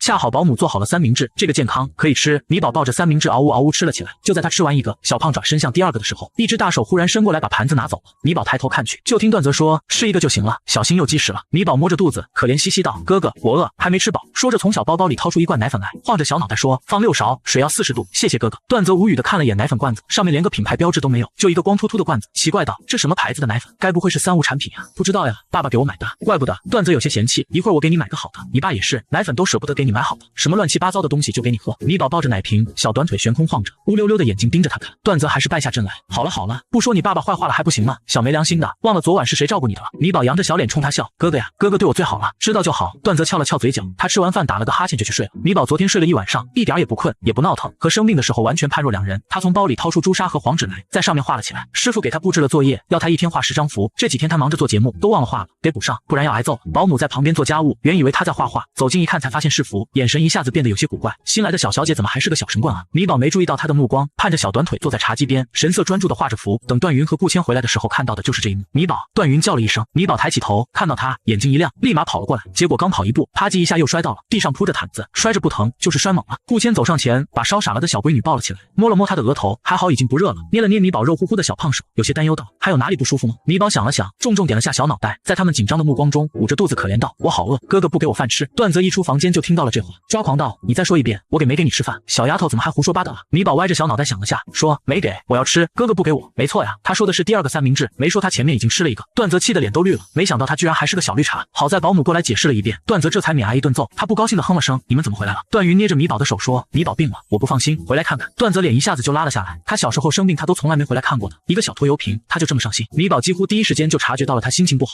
小脑袋嗖的看了过来，朝他伸出小胖胳膊：“哥哥，你是不是吃醋了？”“才没有。”段泽倔强的偏开头，不肯承认。米宝却看懂了，小胖脚一伸，拍了拍他：“哥哥你放心，等你病了，我和妈妈一起看你。”段泽无语的转身就往书房走去，本想看看剧本，却有些走神。就在这时，余光忽然注意到一束花朝他走了过来，花长腿了。他惊恐的扭头看去，就见花朝他小跑过来，到了他跟前时，花一滴，露出一张精致的小脸来。米宝眼巴巴看着他：“哥哥，不开心的时候多看看花花就开心了，你有高兴一点吗？”小姑娘仰着小脸看着他，眼里倒映出他的身影来，满满的全是他。段泽忽然觉得心有点满，然后又偏开头道：“我一个大男人看什么花？”米宝哒哒跑到另一边，看着他的脸说：“那哥哥喜欢什么？我去给哥哥买，我挣了可多钱了。”说着把他包包里的钱全拿了出来，零零碎碎的100和1块都有。小胖手拢着钱往前一推，米宝大方道：“哥哥给，全都给你买糖吃。”段泽微微挑眉：“真的都给我？你舍得？”米宝想了想，小爪子伸出去，悄咪咪抓着一张1块钱，小声问道：“可以给我留1块钱吗？我想买棒棒糖吃。”段泽一下子就被他给逗笑了，指一下就又收了起来。他板着脸哼了声：“不行，说了全给我的，骗子！”米宝急忙收回手，把钱塞给他：“都给哥哥，不骗你搭，就是眼睛扫了眼那1块钱，怕自己真舍不得，让哥哥伤心了。”他赶忙又2只手抱着脑袋，不让自己看了。这下子段泽是真的被逗笑了，米宝也傻憨憨的跟着笑：“太好了，哥哥不难受了。”这时王哥忽然打了个电话过来：“阿泽，米宝的话又灵验了，祈祷的电影真的赔钱了。”段泽表情古怪的看了眼米宝，犹豫半天，还是忍不住捏了下米宝的小揪啾啾，你说实话，你这嘴是不是开过光啊？怎么说什么灵什么？小乌鸦嘴。米宝鼓了鼓腮帮子，不高兴道：“我这是算出来的，不是我说了你们才倒霉的，是你们本来就要倒霉，我提前算出来了而已。”他叉着腰，骄傲道：“才不是乌鸦嘴呢！爸爸说了，我这叫小神棍。”这话也没好听到哪里就是了。王哥还在说，米宝在旁边是吗？米宝啊，他夹着嗓子，像个哄骗小孩子的狼外婆。明天有没有空呀？叔叔带你出去玩呀？段泽说：“我妈也在。”王哥那边停顿了几秒，轻咳一声，声音恢复如常，恭敬道：“段总好，是这样的，孔权导演刚才给我打电话，说想请米宝过去帮个忙，价格好商量，您看可以吗？”现在吉子航电影出事的事已经传遍了，网友扒出来米宝前几天就说过这话，圈子里本来就信这个，所以王哥的电话都快被打爆了。段云没说话，看向顾谦，你觉得呢？顾谦点了下头，去吧。米宝以前就经常帮人算命，他也需要功德来续命。当然后面这话他没说出来。翌日一大早，王哥就来接米宝了。彼时米宝刚吃完一个包子，正眼巴巴看向第二个，馋得直流口水，但怕他再积食，没人给他。看到王哥，段泽一口喝完剩下的牛奶，提溜着米宝就往外走，赶紧走，再不走家里都要被他的口水淹了。米宝不舍得朝包子伸出尔康手，还没来得及说话，段泽就啪的把他塞到车里，关上车门，动作干脆利落，毫不拖泥带水。米宝耷拉着小脑袋，生无可恋的看着外面，不高兴的抖了抖小短腿，凶巴巴道：“我要告状，告你们不给我饭吃。”段泽吃了声：“你告啊，你爸也不让你吃，把他先抓起来。”米宝瞬间老实了，蔫哒哒的耷拉着脑袋，捂着脸哭，他好可怜啊，就是哭半天也没见一滴眼泪，小戏精。王哥差点被逗笑，开着车带他们去了片场。等下车的时候，才忽然想起一件事来，表情古怪道：“阿泽，你跟来干嘛？又没叫你。”“对啊，他跟来干嘛？把他塞车里不就行了吗？他干嘛那么顺便的也坐进来啊？”段泽表情一僵，王哥冲他挤了挤眼，是不是不放心米宝，怕他被欺负？段泽脸一黑，我才没有。他不爽的哼了声，梗着脖子道：“我那是怕米宝乱说话得罪人，连累我。”说完他就把米宝拎出来，大步走了。王哥看着他的背影，喊道：“那你倒是把人放下来，抱着干嘛？”段泽身形又是一僵，强行解释道：“他刚发过烧，还没好。”米宝小鸡啄米般点着小脑袋：“没错没错，我还生着病呢。”说完，他脑袋一歪，佯装虚弱的靠在段泽肩膀上。这时，一道破空声传来，连带着还有人惊恐的尖叫声。米宝耳朵一动，小胖爪一伸，一把将射来的箭抓住，四下一片静寂。米宝和段泽齐僵了一下，他有些心虚的看了眼段泽：“哎呀，这是什么呀？怎么跑我手上了？”说着，他手一松，箭吧嗒掉到地上，居然断成了两截。“对不起对不起，没伤到你们吧？”有个工作人员跑了过来，一个劲儿的道歉。他们正在拍戏，结果演员一不小心把箭射歪了，力气还挺大的，箭飞挺远。虽然箭头处理过，但这么快的速度打到人也挺疼的。段泽摆了摆手，没事。他看向他身后的人，微微颔首，空道。孔权朝他点了点头，目光落在他身旁的小矮瓜身上，有些惊喜道：“这位就是米宝了吧？”米宝萌萌哒点了点小脑袋：“是我呀。”他仰头看着孔权说：“叔叔，你身上好重的阴气，撞鬼了呀？”听到这话，孔权眼睛一亮，果然是有真本事的，一眼就看出来了。孔权带他们去了房间里，叹了口气，把这段时间的事情说了一遍。从开机以来，我们剧组就经常出事，不是机器突然坏了，就是道具出问题了，有时候前一天刚拍好的东西，第二天就全没了。想到这里，孔权就头疼的不行，也不知道是不是压力太大，没睡好。我这耳边也总感觉有人在骂我。米宝看了眼他身旁的人，说：“不是感觉，是真的有人在骂你。”他声音软糯糯的，说出来的话却让人毛骨悚然。孔权嗖的扭头看去，就见段泽和王哥站在他身旁。见状，两人连忙后退一步。王哥连连摆手道：“不是我们没骂您啊，孔导，他们哪敢啊？孔导可也是个大导啊。”米宝说：“不是他们，是他。”他手一指，指向孔权身旁的位置，他现在还在骂你呢，说你是智障，不会拍戏就别拍。说完，他有些疑惑的扭头看向段泽：“哥哥，什么是智障？”段泽不知道该怎么解释。男鬼的骂声倒是一下子停了下来，扭头看向米宝，惊讶道：“小丫头，你能看到我？”此时，男鬼眼睛一亮：“那这样，你帮我转告他，再乱拍我就揍他了。拍的什么破玩意儿？演员垃圾，剧本垃圾，导演更垃圾。”米宝原话转达了一连串的3个垃圾，听得孔权脸都绿了。段泽和王哥眼皮也跳了下，扫了眼孔权。孔权已经是当下很有实力的导演了，标准的学院派，还是张家俊导演的弟子，这还垃圾？孔权铁青着脸道：“你问他是算什么东西，也敢骂我？有本事他来啊！”听他这么说，男鬼更气了：“我要是还活着，还有你屁事！”米宝把话转达了，段泽的脸色也有些不好看，捂着米宝的嘴，有些不高兴：“别什么话都说什么屁啊屁的，让他们自己说。”说就说，孔权也气狠了，撸起袖子：“我倒要看看是谁在捣鬼。”话落，米宝往他身上贴了张天眼符，还很贴心的给了段泽、王哥一人一张。孔权看到面前鬼的样子，声音戛然而止，傻眼了，使劲揉了揉眼睛，不敢置信道：“老师，怎么会是你？但凡不是我，谁搭理你？还敢在外面说是我学生，丢死人了，害得我当鬼都抬不起头来。”越说越气，张家俊指着孔权，劈头盖脸就骂了过来：“废物，你会不会拍戏？不会拍就滚！写的剧本是什么玩意？这个加戏，那个改词，什么时候演员也成编剧了？找的那是什么演员？演成屎了，你居然就让过了？观众把你捧上天，你给观众拉坨大的，就这还舔着个脸说是我学生，让我天天被那群老家伙嘲笑。”段泽和王哥在适应见鬼这件事后，立刻进入吃瓜模式。这都是孔导平时在剧组骂别人的词啊，今天他自己反倒成了挨骂的那个了，还一句反驳的话都不敢说，风水轮流转啊。孔权被他骂得脸通红，低着头嗫嚅道：“老师，您不知道，我也有苦衷，那都是资本送进来的演员，不要他们的话就没投资了，那这戏就拍不成了。”张家俊瞪眼：“这种屎不拉也罢。”段泽骂的可真脏啊，同时手捂住米宝耳朵：“小姑娘家的听这种话多不好，正适合她这种大人听，多骂几句啊。”他们还没听够呢，张家俊却停了下来，看了眼米宝，把一肚子的脏话全都咽了下去，忍了半天还是忍不住了，揪着孔权的耳朵把他提溜到角落里，噼里啪啦全骂了出来。米宝好不容易挣脱段泽的手，伸长小脖子想听他们说了什么，结果什么都没听到，就见张家俊神清气爽的走了过来，孔权蔫头耷脑的跟在后面。张家俊乐呵呵冲米宝说：“小姑娘，谢谢你啊，让我把这些话都说了出来，你不知道之前我对着他骂，他又听不到，我有多憋屈。米宝现在也很憋屈，他眨巴着眼睛，期待地问道：“老爷爷，你们刚才说什么了？能不能再说一遍呀？我想听。”孔权一噎，眼神幽怨地看了眼米宝，小姑娘怎么害他？再骂一遍，他可承受不住了。好在张家俊摆了摆手，没再说什么了。张家俊抬手打断他的话，淡淡道：“我人都死了，也管不了你了。看在师徒一场的份上，我最后和你说一句话，别忘了你毕业的时候是怎么说的。”孔权愣了下，忽然想起了一个画面，那时候他刚毕业，意气风发，当着所有人的面说：“我要拍出最好的电影，讲最好的故事。”有人问他没人投资怎么办，他说：“小成本也能拍出大电影来。以前老师他们拍戏不也没多少钱吗？不也正要拍出好电影了？”可是曾几何时，他已经忘记了这些话。早期没人投资的时候，他拍出的电影一个比一个好，而后来投资的人多了，反倒是电影一部接一部的扑。那是因为他向资本妥协了。他捏了捏拳头，忽然看向张家俊，认真道：“老师，我明白了，我不会让您失望的。”深吸一口气，张家俊雄赳赳气昂昂地走到片场，对着只会瞪眼五官乱飞的男主就说：“你滚吧，什么破演技，浪费我时间！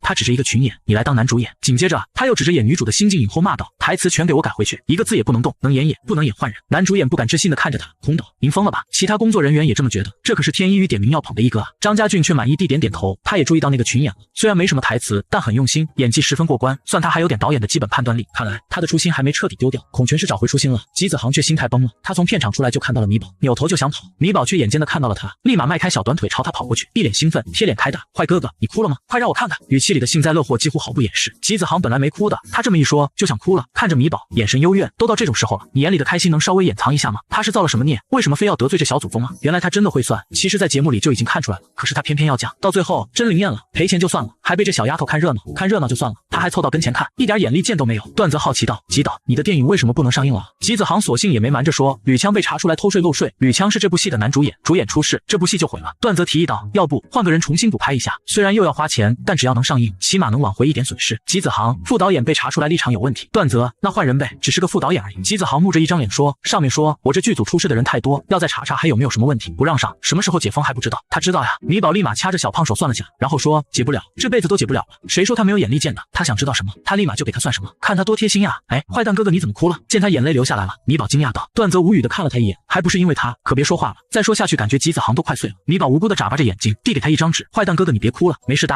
告诉你个好消息，我算出来你今天要发财了。”吉子航现在是真信他算的了，听到这话像是抓住了救命稻草一样，激动道：“财在哪呢？是不是我的电影能上映了？”米宝摇头：“那倒不行，但是财来了，你看下手机吧。”吉子航疑惑的拿起手机，果然有一条银行卡信息，看到后他整个人愣了下。商家未接单，金额已原路返回，来自于馋了吗？吉子航手都在颤抖了，这就是他说的来财，这本来就是他的钱啊，而且他不想要钱，他现在就想吃饭啊。段泽憋着笑，胳膊一伸，夹着米宝就跑了。再待下去，他怕吉子航真的要忍不住了，哈哈哈哈哈哈！转过弯，恰好孔权走了过来，掏出一张银行卡，双手递给他：“小大师，刚才都忘了给您钱了，这里面是100万，请您收下。”他现在是知道了，那些被删掉的片段全都是他老师删的，因为觉得拍得不好，他已经被老师骂醒，打算重新好好做内容了。米宝接了过来，让段泽帮他把一半捐出去。段泽疑惑道：“为什么要捐钱？”米宝晃着小脑袋说：“积功德呀，师傅说他在生死簿上的命数早就绝了，现在还能活着，全靠功德，他要多做好事才行。”米宝又看向孔权的财帛宫，说：“叔叔，你加油呀，你会赚大钱的。”听到这话，孔权爽朗一笑：“那我就放心了，有人叫他。”他赶忙说：“小大师，我先去忙了，有事常来玩。”王哥不由感慨道：“看来孔导这部戏要爆啊，就是可惜了，要是你能在里面演个角色就好了。”段泽摆了摆手：“算了，我自己几斤几两自己清楚，我还没到转型电影的时候，我先把电视剧演好再说。”听到这话，米宝仰着小脑袋问他：“哥哥电视剧演得好吗？”他没看过，就是单纯问一句而已，结果把段泽问破防了。他瞪了他一眼说：“我有在好好提升演技了。”“哦，那就是不好了。”他一句话也没说，但段泽都感觉到了，好气，他怎么钻出人心窝子啊？他宣布他要单方面和他冷战。回去的路上，段泽坐在副驾驶座上，把米宝一个人扔在后座。米宝系着安全带，不哭不闹，双手放在膝盖上，眼巴巴看着段泽，有些失落的耷拉着小脑袋。车子刚在段家门口停下来，王哥的手机就响了，是孔权打来的。他说他的电影里有个男三，问段泽有没有兴趣演他的电影。就算是男三，那也多的是人抢啊。按理说这机会怎么也轮不到段泽的，能给他，想也知道是怎么回事了。段泽忍不住朝米宝看去，米宝轻哼一声，解开安全带，从车上跳下去，迈开小短腿就往里跑，哇的一声就哭了：“妈妈，哥哥不抱我！”段泽都懵了，不是这么点小事怎么还告状啊？段泽进去的时候就看到米宝呆愣愣站在客厅里，喊了半天妈妈也没人出来，喊爸爸也没见过钱。段泽眼珠子一转，坏笑一声，捏了下米宝的小揪揪：“哎呀呀，他俩又出去玩了，没人护着你了，你跟谁去告状啊？”米宝嘴唇动了动，跑到主卧看了眼，果然行李箱都不在了。顾谦和段云本来就是见他生病了，回来看看而已，他都好了，自然又走了。毕竟他们的蜜月还有20多天呢。米宝蔫哒哒从房间里出来，坐在楼梯上，拖着脸颊，看着段泽长长叹了口气。见他这样，段泽不乐意了：“干嘛？几个意思？不是你非要闹着想跟着我的吗？”米宝瘪了瘪嘴，低着头没说话，头埋在膝盖上，把自己团成一个球，肩膀也一耸一耸的，看着哭得还挺凶。见他这样，段泽有些心虚，轻咳一声，轻轻戳了他一下：“我跟你开玩笑呢，许你告状，不许我笑你了。”米宝这才抬起脑袋，盯着他看了几秒，肉嘟嘟的小手揉着眼睛，委屈巴巴道：“你都不抱我，你不喜欢我，本来就没喜欢过好吧？”段泽瞥了他一眼，敷衍的抱住他：“这样行了吧？”“行。”米宝一下子开心了起来，扑过去搂住他脖子，小脑袋使劲蹭了蹭。段泽被他扑的一个踉跄，差点摔倒。他嘶了声声，忽然目光落在他的眼睛上，疑惑道：“你怎么没眼泪的？”米宝眨了眨眼，我都擦掉了。哥哥要看我哭吗？他瘪着嘴，一副他只要一点头，他立马哭给他看的架势。段泽怕了，赶忙摇头，那倒不用。他把他从身上摘了下来，别打扰我，我要看剧本了。米宝捂着嘴说：“我不说话可以吗？”米宝像个小尾巴一样，屁颠屁颠跟了过去。大书桌段泽占据了，米宝趴在茶几上面画符，兄妹俩各忙各的工作，谁也没打扰谁，场面莫名有些温馨。段泽看着剧本，目光不自觉就挪到了米宝身上。小姑娘乖乖坐在小板凳上，看着小小一团，小脸肉嘟嘟的，看上去很好捏的样子。等对上米宝视线时，段泽陡然回过神来，像是干坏事被抓包一样，随口转移话题道：“你在干嘛呢？”“画符呀。”米宝说：“对了，哥哥，我之前给你们送了符的，你用了吗？”段泽面露茫然，过了好一会儿才想起来他说的是什么。那是1个月前段云回来宣布他婚讯的时候，拿回来了几张符，说是米宝送他们的。彼时他还没见过米宝，心里很厌恶他，怎么可能要他的符？随手就扔到垃圾箱里了。他有些心虚的囫囵道：“用了用了。”米宝也没察觉出什么，毕竟他现在就是个倒霉蛋，一天不倒霉个3、5次都不行。他把刚画好的符折成3角，全推到段泽跟前：“哥哥，你把这些收着。”米宝小眉头拧着，愁得跟个小老太太一样：“哥哥呀，你得加油，赶紧把你的气运拿回来，不然你就要去街上拉二胡讨饭了。”闻言，段泽脸一下子就黑了，有些无语的白了他一眼：“这你就放心吧，就算我真不行退圈了，也能啃老。他家可是首富，有的是钱。可是段家马上就要破产了呀！”米宝急得直跺脚：“哥哥，你是大孩子了，要靠自己。”“行吧行吧。”段泽摸了摸鼻尖，又拿起了剧本，以后的事再说。但现在他的气运确实该拿回来了。想到了什么，他给王哥打了个电话过去，听到王哥说翟哥明天要去试镜吉子航的新电影，他眯了眯眼，眼底闪过一道幽光：“米宝，明天想不想再去干点坏事？”米宝眼睛一亮，嗖的掏出麻袋：“又去套麻袋吗？”段泽嘴角抽了抽：“你能不能别总想着套人麻袋？”听到这话，米宝眼睛一下子暗淡下来，有些失落：“不能去套麻袋呀。”看着他的表情，段泽鬼使神差道：“也不是不行。”米宝眼睛又亮了，手上的麻袋挥舞的呼呼作响：“走呀走呀，套麻袋去！”翌日，段泽带着米宝去试镜，毫不意外在门口看到了翟哥。米宝看着他，一手伸到小包包里，朝着他这个方向就要走过来，目光灼灼。看到他的眼神，翟哥莫名觉得身上一疼，怎么回事？他百思不得其解。段泽紧紧拉住米宝的另一只手，压低声音道：“一会儿再去。”等到了没人的地方，米宝看着周围密密麻麻的人，只好松开了抓着麻袋的手。好吧，好着急哦。吉子航的电影虽然出了事，不能上映了，但他很快就抖擞精神，掏出新的剧本来，开始招聘演员。看到米宝也来了，他眸光微闪。翟哥见了，眼睛微微一亮，佯装漫不经心道：“没想到米宝说的还真准啊！哎，要是能说点好事就更好了。”言下之意，在内涵米宝是个乌鸦嘴，吉子航的电影不能上映，都是被米宝咒的。吉子航听着这话，想到的却是另一个方向的。对啊，他算得这么准，要是能从一开始规避风险就好了。想着，他大步朝米宝走去。翟哥勾了勾嘴角，打起来，最好把这臭丫头揍一顿，再把段泽赶出去。想到那个画面，他就忍不住屏住呼吸，生怕错过一点。然而下一秒，他彻底呆住。只见吉子航走到米宝跟前，却并没有打他，也没骂他，相反，他还蹲在地上，和他视线平齐，朝他露出一个友好的笑容来。米宝，可不可以帮哥哥一个忙呀？米宝抱紧小包包，警惕地看着他。什么忙？吉子航掏出一张银行卡，你帮我看一下今天试镜的人，看看谁会翻车，就是谁会影响我这个电影的上映，把他们都找出来，我就把这个给你好不好？里面有100万，可以买好几车的糖了。听到这话，米宝眼睛一亮，但还是仰头看了眼段泽，见他点头，这才收下。他小手指着试镜的人，这个，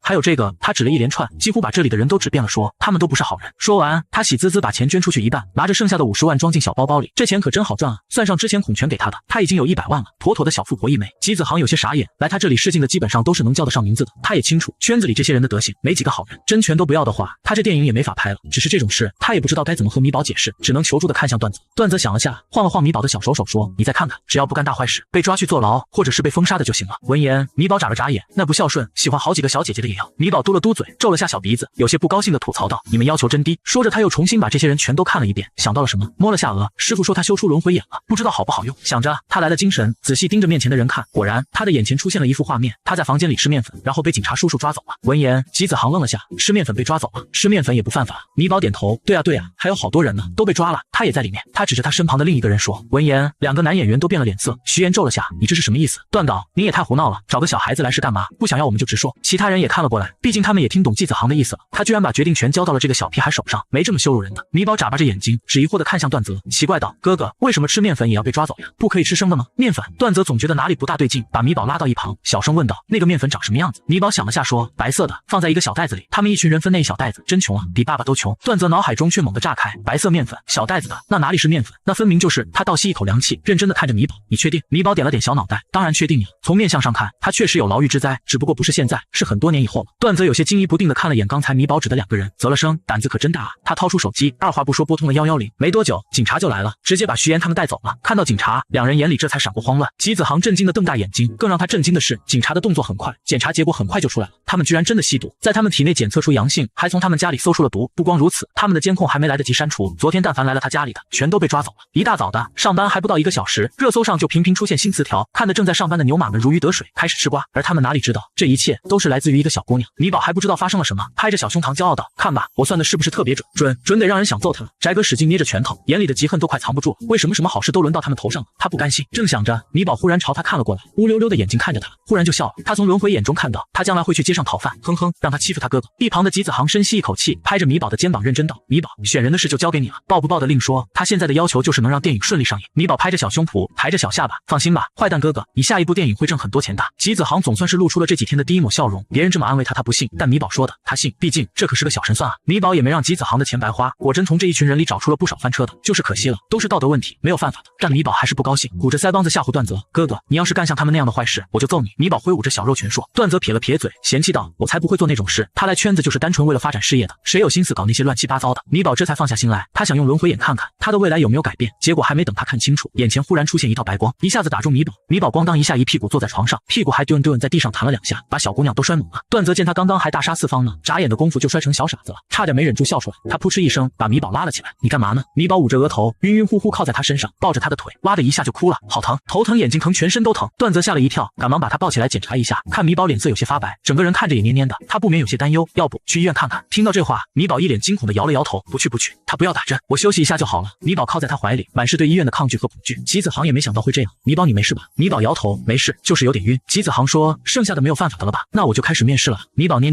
了点小脑袋，想到了什么，他手指着翟哥，还有这个大坏蛋。吉子航看向翟哥，有些迟疑，他的男二是想定他来着，但看米宝这样子，他还是不敢赌，说：“好吧，那段泽，你对男二这个角色感兴趣吗？”翟哥脸一下子就黑了，他和段泽本来争的是男3，没想到不要他就算了，还把男二这么重要的角色给段泽。他握着拳头，不甘心道：“吉导，我觉得您这样的决定对我不公平，这件事要是传出去了，也对您的名声不是很好。”说着他环视周围，其他人也连连点头。吉子航不慌不忙道：“你们如果能保证米宝刚才说的都是假的，我就要你们。”众人哑然，这小姑娘算得准得厉害，他们再不甘心也只能作罢。米宝有气无力地趴在段泽肩膀上，哼哼唧唧的，看上去很不舒服的样子。段泽摸了下他的额头，没发烧啊，但他不放心，赶忙抱着米宝就回了车里休息。米宝抱着奶瓶咕咚咕咚喝了几口，感觉总算是舒服一点了。恰巧看到翟哥的身影在外面闪过，他眼睛一亮，晃着段泽的胳膊，压低声音道：“哥哥，去套麻袋呀。”段泽满是无语的看着他，这都什么时候了，还想着套麻袋呢，不难受了？米宝嗯了声，其实头还是有点疼的，但是没关系，套麻袋重要呀。他从包里掏出最丑的麻袋，眼巴巴看着段泽，看得段泽也心动了。走，翟哥以为他们早就走了，没注意到他们，这会儿他正在打电话，脸色有些难看。李大师，你不是说我吸走了段泽的气运，这个角色肯定是我的吗？现在这又是怎么回事？李大师，米宝套麻袋的动作一停，竖起耳朵仔细听着。师傅说，他们这一行不是只有好人的，也有很多坏蛋，利用自己的本事帮人做坏事。他就说翟哥怎么会有小木牌的，原来背后还有人啊。米宝忽然把麻袋收了起来，朝段泽眨了眨眼，他要先把他背后的那个李大师收拾了，不然的话，他捏碎一个木牌，他弄一个新的，太麻烦了。段泽会意，又悄悄带着他回了车里，开车跟着他。米宝摇头，不用，太容易被发现了。他从包包里取出一个小纸人来，凑到纸人耳边小声说了句话，不知道是不是错觉，段泽总感觉这纸人耳朵好像动了下，下一秒他就看到纸人的手也动了，他拍了拍胸脯，朝米宝抬了下下巴，放心吧，交给我吧。紧接着他腿一张，蹦蹦哒哒下了车，避开摄像头，轻轻松松就跳到了翟哥屁股口袋里。过了几秒，他又钻出来了，捂着鼻子，一脸嫌弃的往上爬，最后钻到了他的袖子里，熏洗他了，他怎么这么臭啊？段泽目瞪口呆的看着这一幕，使劲揉着眼睛，他吃菌子中毒了，纸人会动了。米宝扭头看到他一脸的疑惑，解释道：“哥哥，小白身上有定位，等到地方会通知我们的，我们去找他就可以了。小白就是小纸人了，他起的名字。”过了半个多小时，米宝耳朵动了动，一手拉开鬼门，一手拉着段泽跳了进去。哥哥，走。段泽还没反应过来，就再次见到了之前看到的那个昏暗的地方。这次看到的画面跟上次不太一样，这里没什么人，只有一个火海，里面还有人在里面撕心裂肺的喊着。见状，段泽吓了一跳，下意识掏出手机想打119。米宝看了眼，却说：“哥哥，不用管，这里是火海，是生前做坏事的人才来的地方。”火海？不对，生前。段泽吓得眉毛都跳起来了。那我们现在在的地方是地府呀？米宝轻飘飘说道。开鬼门方便点，超近道快。段泽沉默了，东西太多，他有点消化不过来。会有人为了省事就走鬼门关吗？纸人会走路算什么？他从地府换成才牛逼。他的三观都快被震碎了。米宝却很轻车熟路，感应了下小纸人的位置，却没急着跳出去，而是耳朵贴在门上仔细听着。段泽看着面前只有米宝身高那么高的门，犹豫2秒，也跟着弯腰把耳朵凑了过去。算了，先看完热闹再说。此时，一个别墅里，翟哥看着面前的李大师，把事情说了一遍。李大师穿着一身道袍，眉眼间却满是精明的算计，一点出家人的淡然都没有。他听完，眉头皱了下：“你之前说小木牌不见了？”对，翟哥点头，一觉醒来就没了，也不知道丢到哪里了。对了，那天晚上他还莫名其妙被人打了一顿，至今都没找到人。李大师眉头紧蹙，不可能丢，上面的绳子是我专门做的，刀枪不入，水火不侵，绝不可能断开，人更不可能弄断了。能断开我绳子的，只有玄门中人。玄门中人，翟哥忽然说，米宝肯定是他了，他会算命，乌鸦嘴特别灵，有照片吗？翟哥点头，有。他点开手机，很轻松就找到了米宝在节目里的截图。李大师只看一眼就愣住了，好浓的功德光，他已经很久没见过这么强的功德了。他盯着米宝，像是恶犬看到肉一般。翟哥见了，立马明白过来，有些谄媚的说道，李大师，您要是需要的话，我可以把它献祭给您。说着，他扫了眼他身后的木架，上面放了一排的木偶，每个木偶里面都有一条生命，他亲眼看过他制作的，那时候他就说过，孩子是最好的养料。李大师满意的点点头，好，你要是能把他弄来，我保你事业走上巅峰。话音刚落，一道稚嫩的声音就在耳边响起，不用找了，我来了。两人一惊，猛地回头，看着忽然出现在空中的米宝，小纸人叉腰得意的转了一圈，这才蹦蹦哒哒的钻到了米宝的小包包里，免得一会儿打起来伤到他。段泽还没想明白他们要对米宝做什么，就见米宝忽然跳了出去，他赶忙也跟了过去。看到他，李大师一脸震惊的说道，鬼门，他居然能开鬼门。他紧紧盯着米宝，眼里透出几分光来，忍不住咽了口水，一脸垂涎。米宝歪头看着他，忽然皱了皱小眉头，你的眼睛好脏。李大师笑了，放心，吃了你就干净了。米宝耸了耸鼻子，你太脏了，怎么也干净不了的。话落，他掏出桃木剑就朝李大师冲了过去，大坏蛋，看招！他小短腿一个，跳得却很高，速度也极快，手上的桃木剑直直冲着李大师的心口。见状，李大师急急避开，胳膊上还是被狠狠刺中。他嘶了声，看着胳膊上冒出来的血，脸色一沉，这是你逼我的。他手一挥，默念咒语，架子上的木偶里便飘出10几个怨灵，周围的空气温度也一下子降到了0点。他冷笑道，既然你来了，今天就别走了，这可是他这些年费尽心血做出来的怨灵，他今天必死无疑。米宝！段泽惊呼一声，急得不行，米宝却站在中间，仰着小脑袋看着，一动不动。就在李大师他们都觉得他是被吓傻了的时候，米宝却忽然掏出一张符来。李大师不屑地冷嗤一声，他做出来的怨灵怨气极重，他小小一张符怎么可能有用？米宝小手一挥，符飘到空中，1秒、2秒、3秒过去了，符依旧一点动静也没有。李大师一个没忍住，一下子就笑了出来，狂傲道，小娃娃，受死吧！一张失败的符还想消灭他的怨灵，做梦！然而就在下一秒，他眼前一亮，只听轰隆一声，一道闪电忽然劈中了他的怨灵，怨灵瞬间消失，魂飞魄散。他看着这一幕，脸上的笑容忽然僵住，惊恐地看着面前的闪电，这是天雷，怎么可能？他吓得后退2步，扭头就要跑，但他哪里能跑得过闪电？啪啦一下，闪电直直击中他，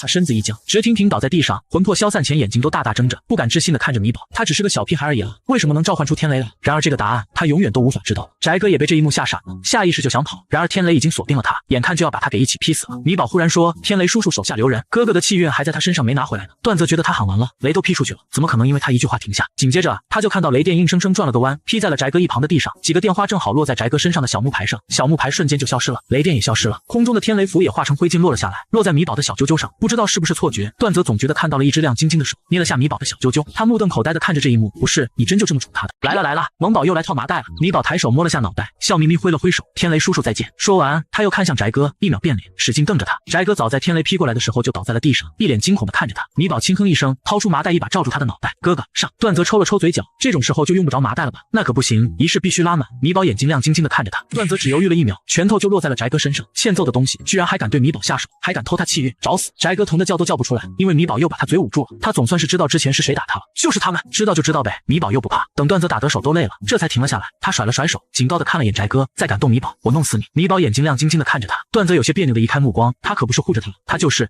感谢他帮他出头报恩而已。米宝眨了眨眼，对，懂。段泽表情更别扭了，被他看得很不自在，撇嘴道走了。米宝点了点小脑袋，小手一挥，拉着他大摇大摆地走进了鬼门。他们原路返回，路过火海的时候，段泽小心翼翼地走着，他拉着米宝，小心点啊，慢慢走，别急。过了好一会儿，没听到回复，他愣了下，扭头一看，顿时就慌了，米宝呢？怎么就消失了？此时米宝被转轮王揪到了跟前，看到他，米宝眼睛一弯，熟练地朝他伸出偶结似的小胖胳膊。师傅，转轮王却没抱他，而是看着他的脸仔细看了看，目光落在他额头上，今天用轮回眼了。米宝摸着额头，点了点小脑袋，对啊，真好用，比用铜板快多了，就是用完有点晕。说着，米宝脚下一晃，左脚绊右脚，成功把自己绊倒了，一脸懵地坐在地上，稀奇道：师傅，我看到好多个师傅了。转轮王看着傻乎乎的小徒弟，有些无语地把他拎了起来，放在椅子上，手放在他的额头上，给他渡了些灵气过去。米宝瞬间觉得脑海一阵清明，身上舒服多了，那种眩晕感也没了。师傅，米宝脆生生喊了他一声，开心的不行。转轮王没好气的在他脑门上戳了下，轮回眼每次使用都要耗费大量精力，你这是一次耗费太多，所以才难受的。原来是这样呀！米宝恍然大悟。转轮王扫了他一眼，哼道：都这样了，还不好好休息，乱跑什么？那不是有热闹看吗？米宝抱着他的胳膊，小脸贴在上面轻轻蹭着，扬着软乎乎的小脸萌萌哒看着他。转轮王瞬间就心软了，以后一天只能用1次轮回眼，记住了吗？米宝使劲点着小脑袋，记住了。转轮王又检查了下他的作业，不得不承认小徒弟确实天赋极好，画出来的符没有一张废弃的，又教了他一套拳法，米宝跟着打了2遍就全记住了。这时转轮王耳朵动了动，抬手轻轻推了下米宝，回去好好练习去吧，有人在找你。说完，米宝身子一轻，往后飘去。请问你见过一个小女孩吗？叫米宝，长这么高，脸圆圆的，眼睛大大的。段泽找米宝找的汗都出来了，他壮起胆子拉住一个鬼问道，他不知道这里都是恶鬼。恶鬼看着他咽了口口水，说见过米宝吗？是不是长得很可爱？走吧，我带你去。恶鬼看着他，嘴角的笑意更深。段泽跟着他七拐八拐，还是没见到人，有些疑惑道，还没到吗？到了。恶鬼忽然停了下来，我吃了你，一会儿再吃了米宝，这样你们就能在我肚子里团圆了。说着，他猛地张开血盆大口就朝段泽咬过来。段泽吓得脸色一白，惊恐地往后退去。然而恶鬼速度很快，他都已经能闻到他的口臭。段泽吓得闭上眼睛，完了，这下子真超进到了，少走几十年弯路，直接一步把进度条拉到大结局，直接成鬼了。还没等他哭出来，他胳膊忽然被一只手使劲拉开，紧接着他听到啊的一声，下意识睁开眼睛一看，就见恶鬼被米宝一脚踢飞，嘴里还被扔了一张火符，一路喷着火落到了火海里。哼，敢吃他哥哥，欠收拾。米宝哼了声，扭头看向段泽，哥哥你没事吧？看到他，段泽猛地松了口气，你去哪儿了？去见我师傅了。米宝老老实实回答道，你师傅？段泽回想了下，想起来了，他确实有个师傅来着，就是没想到他师傅在地府。他有些同情地看了他一眼，拍着他的肩膀说，你节哀。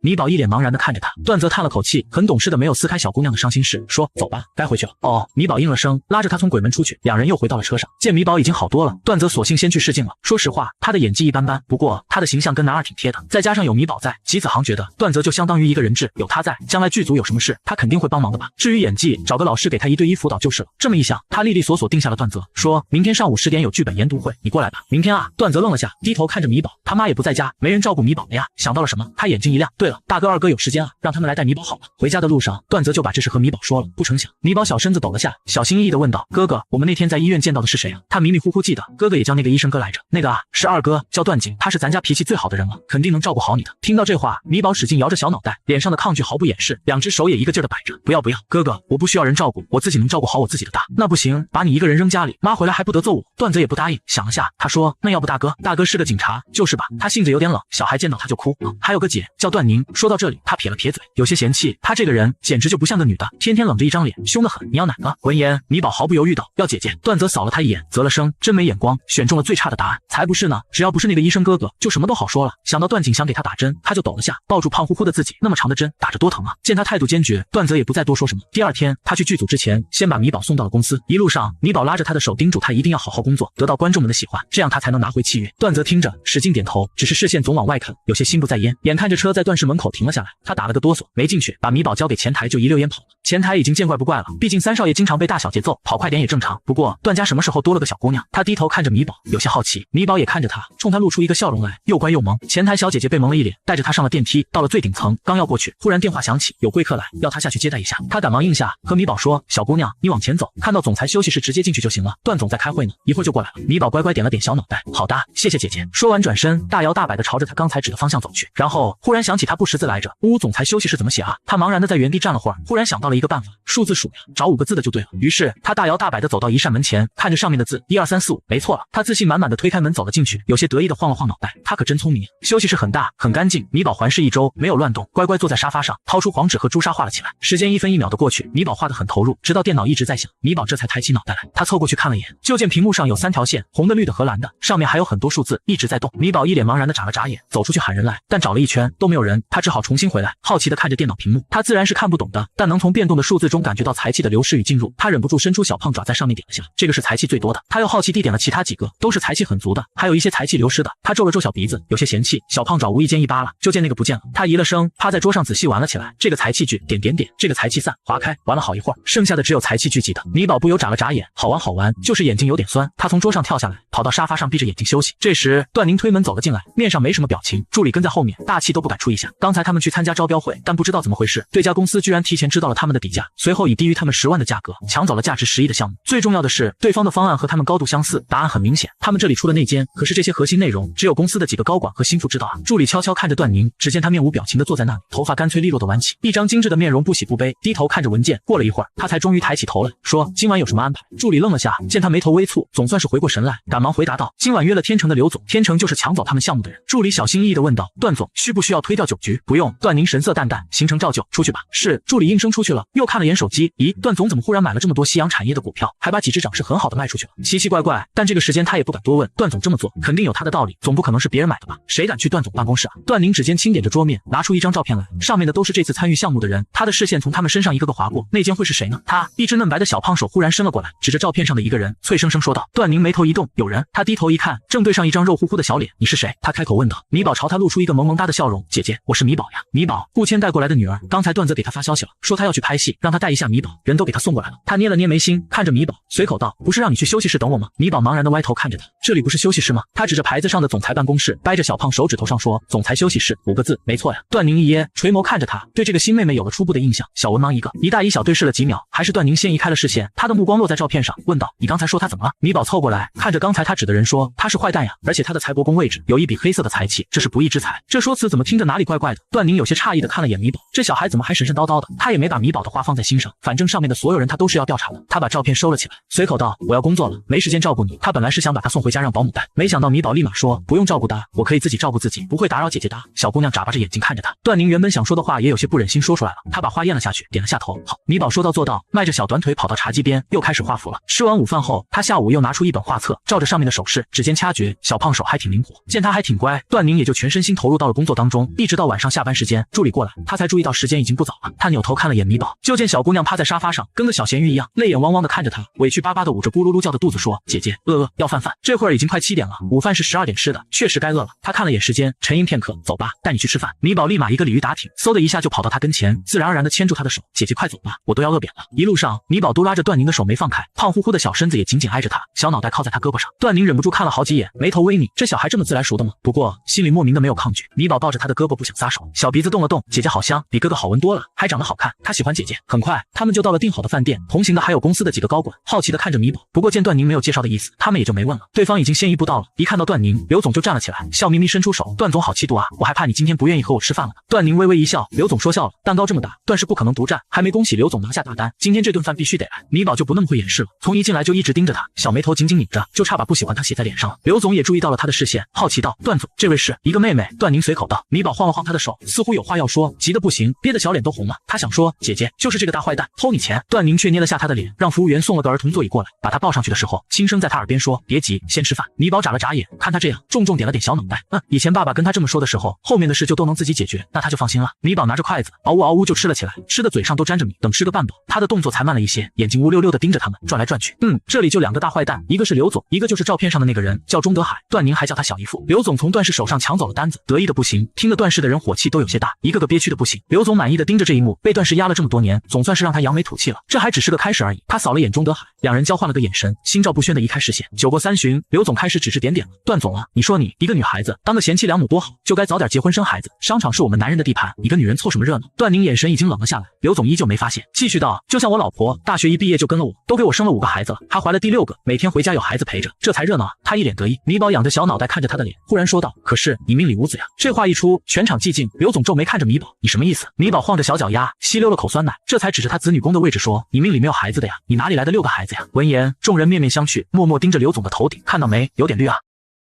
萌宝不仅明掐会算，还敢当着众人贴脸开大。哈！刘总一下子就把手上的杯子摔了，怒道：“段总，你这是什么意思？嫉妒我拿下了南郊的单子，所以故意恶心我吗？”段宁淡淡看着他，把米宝拉到身后，掀起眼皮看了他一眼：“刘总，我说过了，你能拿到单子，我代表整个段氏恭喜你。至于那几个孩子是不是你的，这是你的家事，跟我们没有关系。”刘总气得不行，钟德海出来打圆场道：“好了好了，小孩子胡说的，哪里能信呢？”米宝探出小脑袋，语不惊人死不休，指着他说：“你命里有2个孩子，可是钟德海分明还没有孩子啊。”钟德海眸光微闪，飞快看了眼刘总，随即脸也拉了下来，以长辈的口吻训斥段宁：“小宁，不是我说你。这小孩也太不懂事了，胡说什么？你小姨听到这话又要闹了，就说你妈找的是什么人，一个保安带来的孩子也这么上不了台面。听他这么说，段宁的脸色也沉了下来，他冷声开口道：“小姨夫，我妈选择谁，她开心就好。至于米宝有没有乱说，你们自己心里清楚。”好，刘总气得不行，你这话的意思是说我戴绿帽子了？你小姨夫出轨了呗？你怎么不说我孩子是他亲生的啊？米宝掐着小胖手算了下，鼓着小胖爪惊喜道：“哇，你怎么知道的？你也会算命吗？算个大头鬼！”刘总被他气得都快喘不过来气了，手指颤抖的指着米宝。段宁嘴角也抽了下，这小孩怎么比段泽还能胡说八道啊？偏偏米宝不知道自己有多气人，一脸无辜的看着他。刘总气不打一处来，一拍桌子：“好，那我现在就去做亲子鉴定，看你们到时候还有什么话说。”说完，他就给助理打电话，让他带几个孩子去最近的医院，他也往外走。走啊，一起去。一听要去医院，米宝有些抗拒，他不喜欢那个地方。见他这表情，刘总更加坚信米宝是胡说八道的。他冷笑一声，看着段宁说：“段总，要是证明你妹妹是胡说的，你打算怎么赔偿我？”段宁，刘总想要什么赔偿？刘总抬着下巴说：“我要段氏1%的股权，即便只有1%，但也是很大一笔钱了。”段宁眯了眯眼，语气平静道：“你倒是口气不小。”刘总挑衅的看着他：“怎么样，敢不敢？要是不敢的话，就趁趁早回家生孩子去吧。段宁没说话，低头看了眼米宝，米宝眼巴巴看着他，认真道：姐姐，我没说谎，我说的都是真的。钟德海冷嗤一声：小宁，这事你可得想清楚啊，1%的股权啊，要是赌输了，你可怎么跟你妈交代？说着，他扫了眼米宝，满脸不屑：你妈也真是的，犟种一个，一点也不像个女人。闻言，段宁冷冷盯着他看了几秒，待看到他有些心虚的眼神时，忽然笑了：好，如果证明米宝没说谎，我要南郊的项目成交。刘总一口答应下来，他很有自信，他给他老婆好吃好喝的，让他不用上班也能有很多钱，他不可能给他戴绿帽子的。他没发现，他答应之后，钟德海下意识舔了舔嘴角，他在紧张，但又有些侥幸，应该不至于那么巧吧？他跟他老婆也就睡了几次。一行人从饭店又转移到了医院，刘总家离这里不远，保姆已经把几个孩子送过来了。护士一个个采了血，眼看护士就要走了，段宁忽然指着钟德海说：给他也验一下。听到这话，钟德海勃然大怒：小宁，你这是什么意思？咱们也算是一家人了吧？你说这话对得起你小姨吗？段宁瞥了他一眼，语气依旧很平静：我自然是对得起小姨的，小姨夫你有没有对得起，看看就知道了。还是说小姨夫心虚不敢查？钟德海眸光微闪，注意到刘总也有些疑惑的看了过来，梗着脖子道：谁说我不敢的？查就查。他让护士给他抽了血，表面上做出什么也不怕的样子，实际上心里很慌。一行人在走廊里等着，高管们面面相觑，有些无奈，这都是什么事儿啊？他们吃了这么多年饭局，还是第一次吃到医院来验 DNA 的。不过别说，这几个孩子还真长得跟刘总不太像，该不会真的不是他的孩子吧？大瓜在前，没有一个人提出要走的。米宝从一进医院就一直黏着段宁，段宁也察觉到他牵着他的手有些紧，低头一看，就见米宝头上都冒出了汗，还以为他是在紧张。他随口安慰道：没事，输了也没关系，1%的股权而已，而且他会想办法重新拿回来的，问题不大。米宝啊了声说：不会输的，他就是害怕。见护士推着小车过来了，上面还放着针管和药，米宝吓得赶忙躲在段宁身后，察觉到他身体有些抖，段宁有些疑惑，正要问他，已经有护士拿着检验结果过来了。刘总一把抢过，直接翻到最后一页，哈哈笑了起来，大声念道：侵权概率为99.999%，确认中。他的声音戛然而止，脸上的笑容也瞬间僵住，他瞪大眼睛，使劲揉了下，仔细看着，脸色忽然变了，确认钟德海为刘正的生物学父亲，刘正正是刘总的小儿子。刘总脸色扭曲，立马翻看下一个，侵权概率为99.999%，确认钟德海为刘欢的生物学父亲，刘欢是刘总的4女儿。好家伙，这头上可够绿的啊！再往后看，刘丽萍与刘明不存在血缘关系，刘丽萍与刘玲不存在血缘关系，刘丽萍与刘胜不存在血缘关系。好家伙，5个孩子居然真的都不是他亲生的，这哪里是绿帽子，是一片青青大草原啊！钟德海，老子弄死你！刘总拿着报告的手都在抖。钟德海早在他念的时候腿就软了，刚想跑就被刘总逮住，按在地上狠狠揍了几拳，他没忍住也还手了，两人打作一团，场面很是热闹。米宝麻溜的把地上的报告捡了起来，这可是证据啊！他又打开他的电话手表，打了110，把两人都打了起来，动作行云流水，没有丝毫犹豫。高管们吃饱喝足，还吃了个大瓜，心满意足的回去了。临走前，他们一个个都互相叮嘱着不要把这事说出去，结果扭头就开始掏出手机到处发。跟你说个秘密，别跟别人说啊！很快，刘总头顶青青草原的事就都传遍了。段宁也把照片发到家族群里，也不管其他人是什么反应，直接收了手机，低头看着米宝，好奇道：你怎么知道那几个孩子都不是刘总亲生的？米宝晃着小短腿说：看面相看出来的呀。段宁微微挑眉，看面相？那你看看我的面相怎么样？米宝仔细看了看，开口道：姐姐天生富贵，财运特别好，不缺钱，段家的孩子自然是不缺钱的。紧接着，米宝话锋一转，指尖轻轻摸着他的脸说：不过姐姐的姻缘很不好，会和你的正缘错过，染上一朵烂桃花，和这个烂桃花在一起，你会离婚，你的姻缘也会影响到你的财运，变得一无所有。听到这话，段宁一下子就笑了，这不可能，她和男朋友的关系很好，男朋友虽然家境贫寒，但是人很上进，她很欣赏他。见他不信，米宝有些苦恼的耷拉着脑袋，怎么都不信他呀？从车上下来的时候，他都还是蔫蔫的。恰好一辆车停在了他们旁边，从上面走下来一个人，西装革履，身形笔挺，五官俊朗，一双潋滟的桃花眼很是迷人，就是一说话就气得人想揍他。段小宁，听说你小姨夫给你那个恋爱脑小姨戴绿帽子了，你也赶紧去检查一下，我看你家祖传恋爱脑，你把你那垃圾男朋友看成个宝，8成也是。段宁原本没什么表情的脸，立刻被挑起了情绪，狠狠瞪了眼孟朗。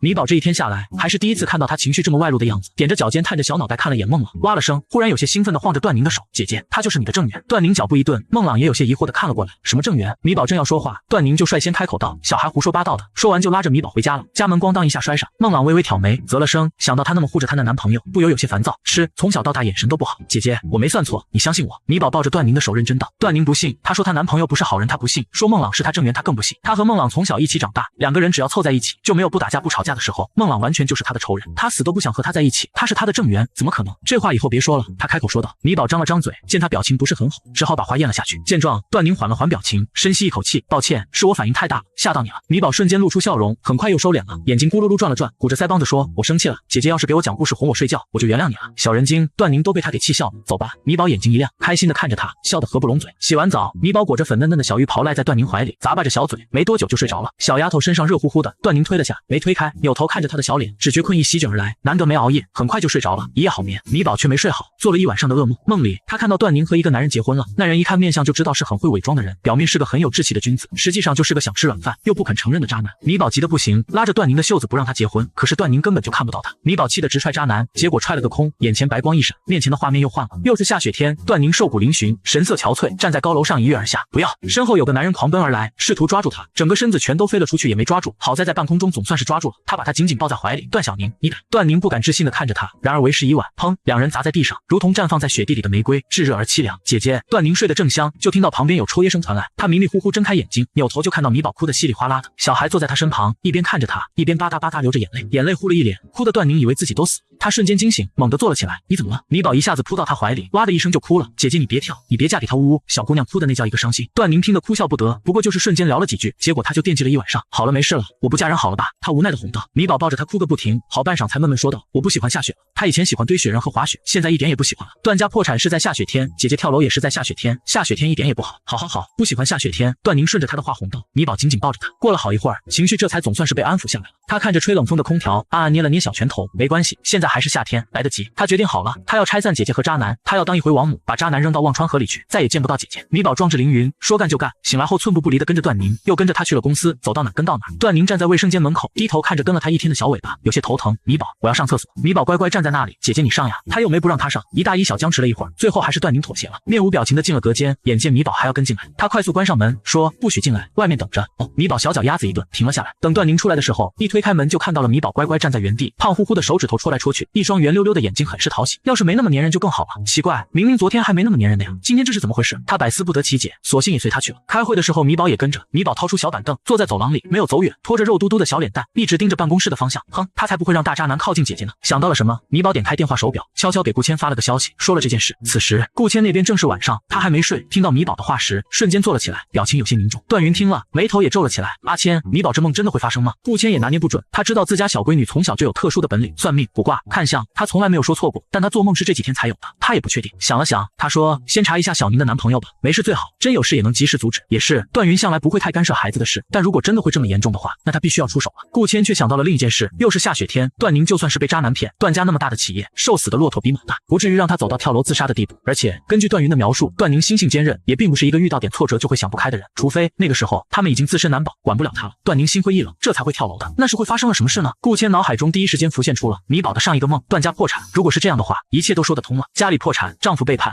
可能还有别的什么事情，种种打击加在一起，才让他一蹶不振。想到这里，他的表情有些凝重，低头回复道：米宝，你先不要有什么动作，看着他们就行了，不要打草惊蛇，有什么事先告诉我。那边米宝看着他发来的消息，懵了下，急得直跺脚，赶忙按着按键发了个语音过去。爸爸，你别打字呀，我不识字的呀。小奶音又急又委屈。顾谦嘴角一抽，嗨，太着急，给忘了。段云也一下子被逗笑了。顾谦又重新发了遍语音，米宝懂了，发了个 OK 过去。哼哼，谁还不认识个字呢？有了指示，米宝又充当了自传话筒。段宁做了什么都告诉顾谦，就连吃了什么菜都不放过，干这种事他十分熟练，毕竟他还是个小告状精来着。段宁看米宝那鬼鬼祟祟的样子，有些奇怪，他悄悄走过去听了会儿，捏了下他的小揪揪，疑惑道：你把我的行程和谁说了？他冷不丁出现，吓得米宝抖了下，脑袋瓜子一转，他立马说道：妈妈也在爸爸身边，肯定也能听得到，这也不算说谎吧？段宁没说什么，随意点了下头。今晚我要去约会，让司机先送你回家。米宝怎么可能答应？他当了一天的小尾巴，不就是为了见见那个渣男吗？来了，玄学萌宝手撕渣男来了。米宝揉着眼睛开始哭，姐姐你去吧，我不会乱跑，不会被人贩子拐走的，你一定能再见到我的。段宁，算了，一起去吧。小灯泡的眼睛一下子就亮了，麻溜的从地上站了起来，牵着他的手，姐姐，咱们走吧。段宁拉住他，捏着他的下巴，在他脸上戳了下，你的眼泪呢？米宝眼睛转了转，捂着小心脏说，在这里面呢，刚刚是我的心在哭，姐姐听到了吗？段宁扯了扯嘴角，小戏精。他无语的看了他一眼，带着他走了。米宝连忙屁颠屁颠跟在他身后。段宁约会的地方在一家餐厅，程炳早就在门口等着了，手上拿着一朵花，都有些蔫了，对段宁也有些高冷。段宁却像是换了个人一样，看到他的那一刻，整个人就变成了小女人，冲他灿烂的笑着。米宝有些不高兴，他不喜欢这样的姐姐，姐姐之前分明就不是这样子的。正想着，他忽然看到段宁的手腕上似乎有什么东西动了下，他目光一定，好奇的伸出小胖爪。这时余光注意到米宝的动作，程炳心一紧，忽然开口问道：这是？米宝动作一顿，小爪子一下子就收了回来，眼巴巴朝段宁看去。算是我妹妹吧，顾叔叔带来的孩子。相比于之前对高管们随意的解释，这次段宁说得很清楚。程炳点了点头，他知道他妈结婚了，还是和一个保安，他心下不屑，开口道：我将来一定会好好工作，不会去做保安的。言语间满是对保安这份工作的鄙夷。米宝眨了眨眼，认真道：你当然不会做保安呀，因为没人会要你，当保安要很能打架，还得会抓坏蛋，你当不了，只有我爸爸那样的才有人要。米宝挺着小胸膛，一脸骄傲，他爸爸是世界上最厉害的保安，至于他嘛，米宝眼睛在程炳身上转了转，轻哼一声，这么菜，连我都打不过，还想当保安呢？谁会要你啊？说着，他摇了摇头，小姑娘语气轻快。然而程炳却像是受到了莫大的羞辱一样，他捏了捏拳头，怒道：你说什么？米宝有些同情的看着他，叹气道：海尔贝，那就更当不了保安了。程炳大怒，没忍住伸出手朝米宝推了过来。段宁眉头一皱，正要说说话，就见米宝忽然一把握住程炳的手腕，小短腿一伸，一脚踢在他的膝盖上。程炳大叫一声，一下子摔倒在地，跪在那里，咣当一声，听得路人都纷纷回头。米宝赶忙捏着小包包往后退了几步，小眉头紧紧拧着，警惕道：“现在还没过年呢，你就算是给我拜年，我也不会给你压岁钱的。”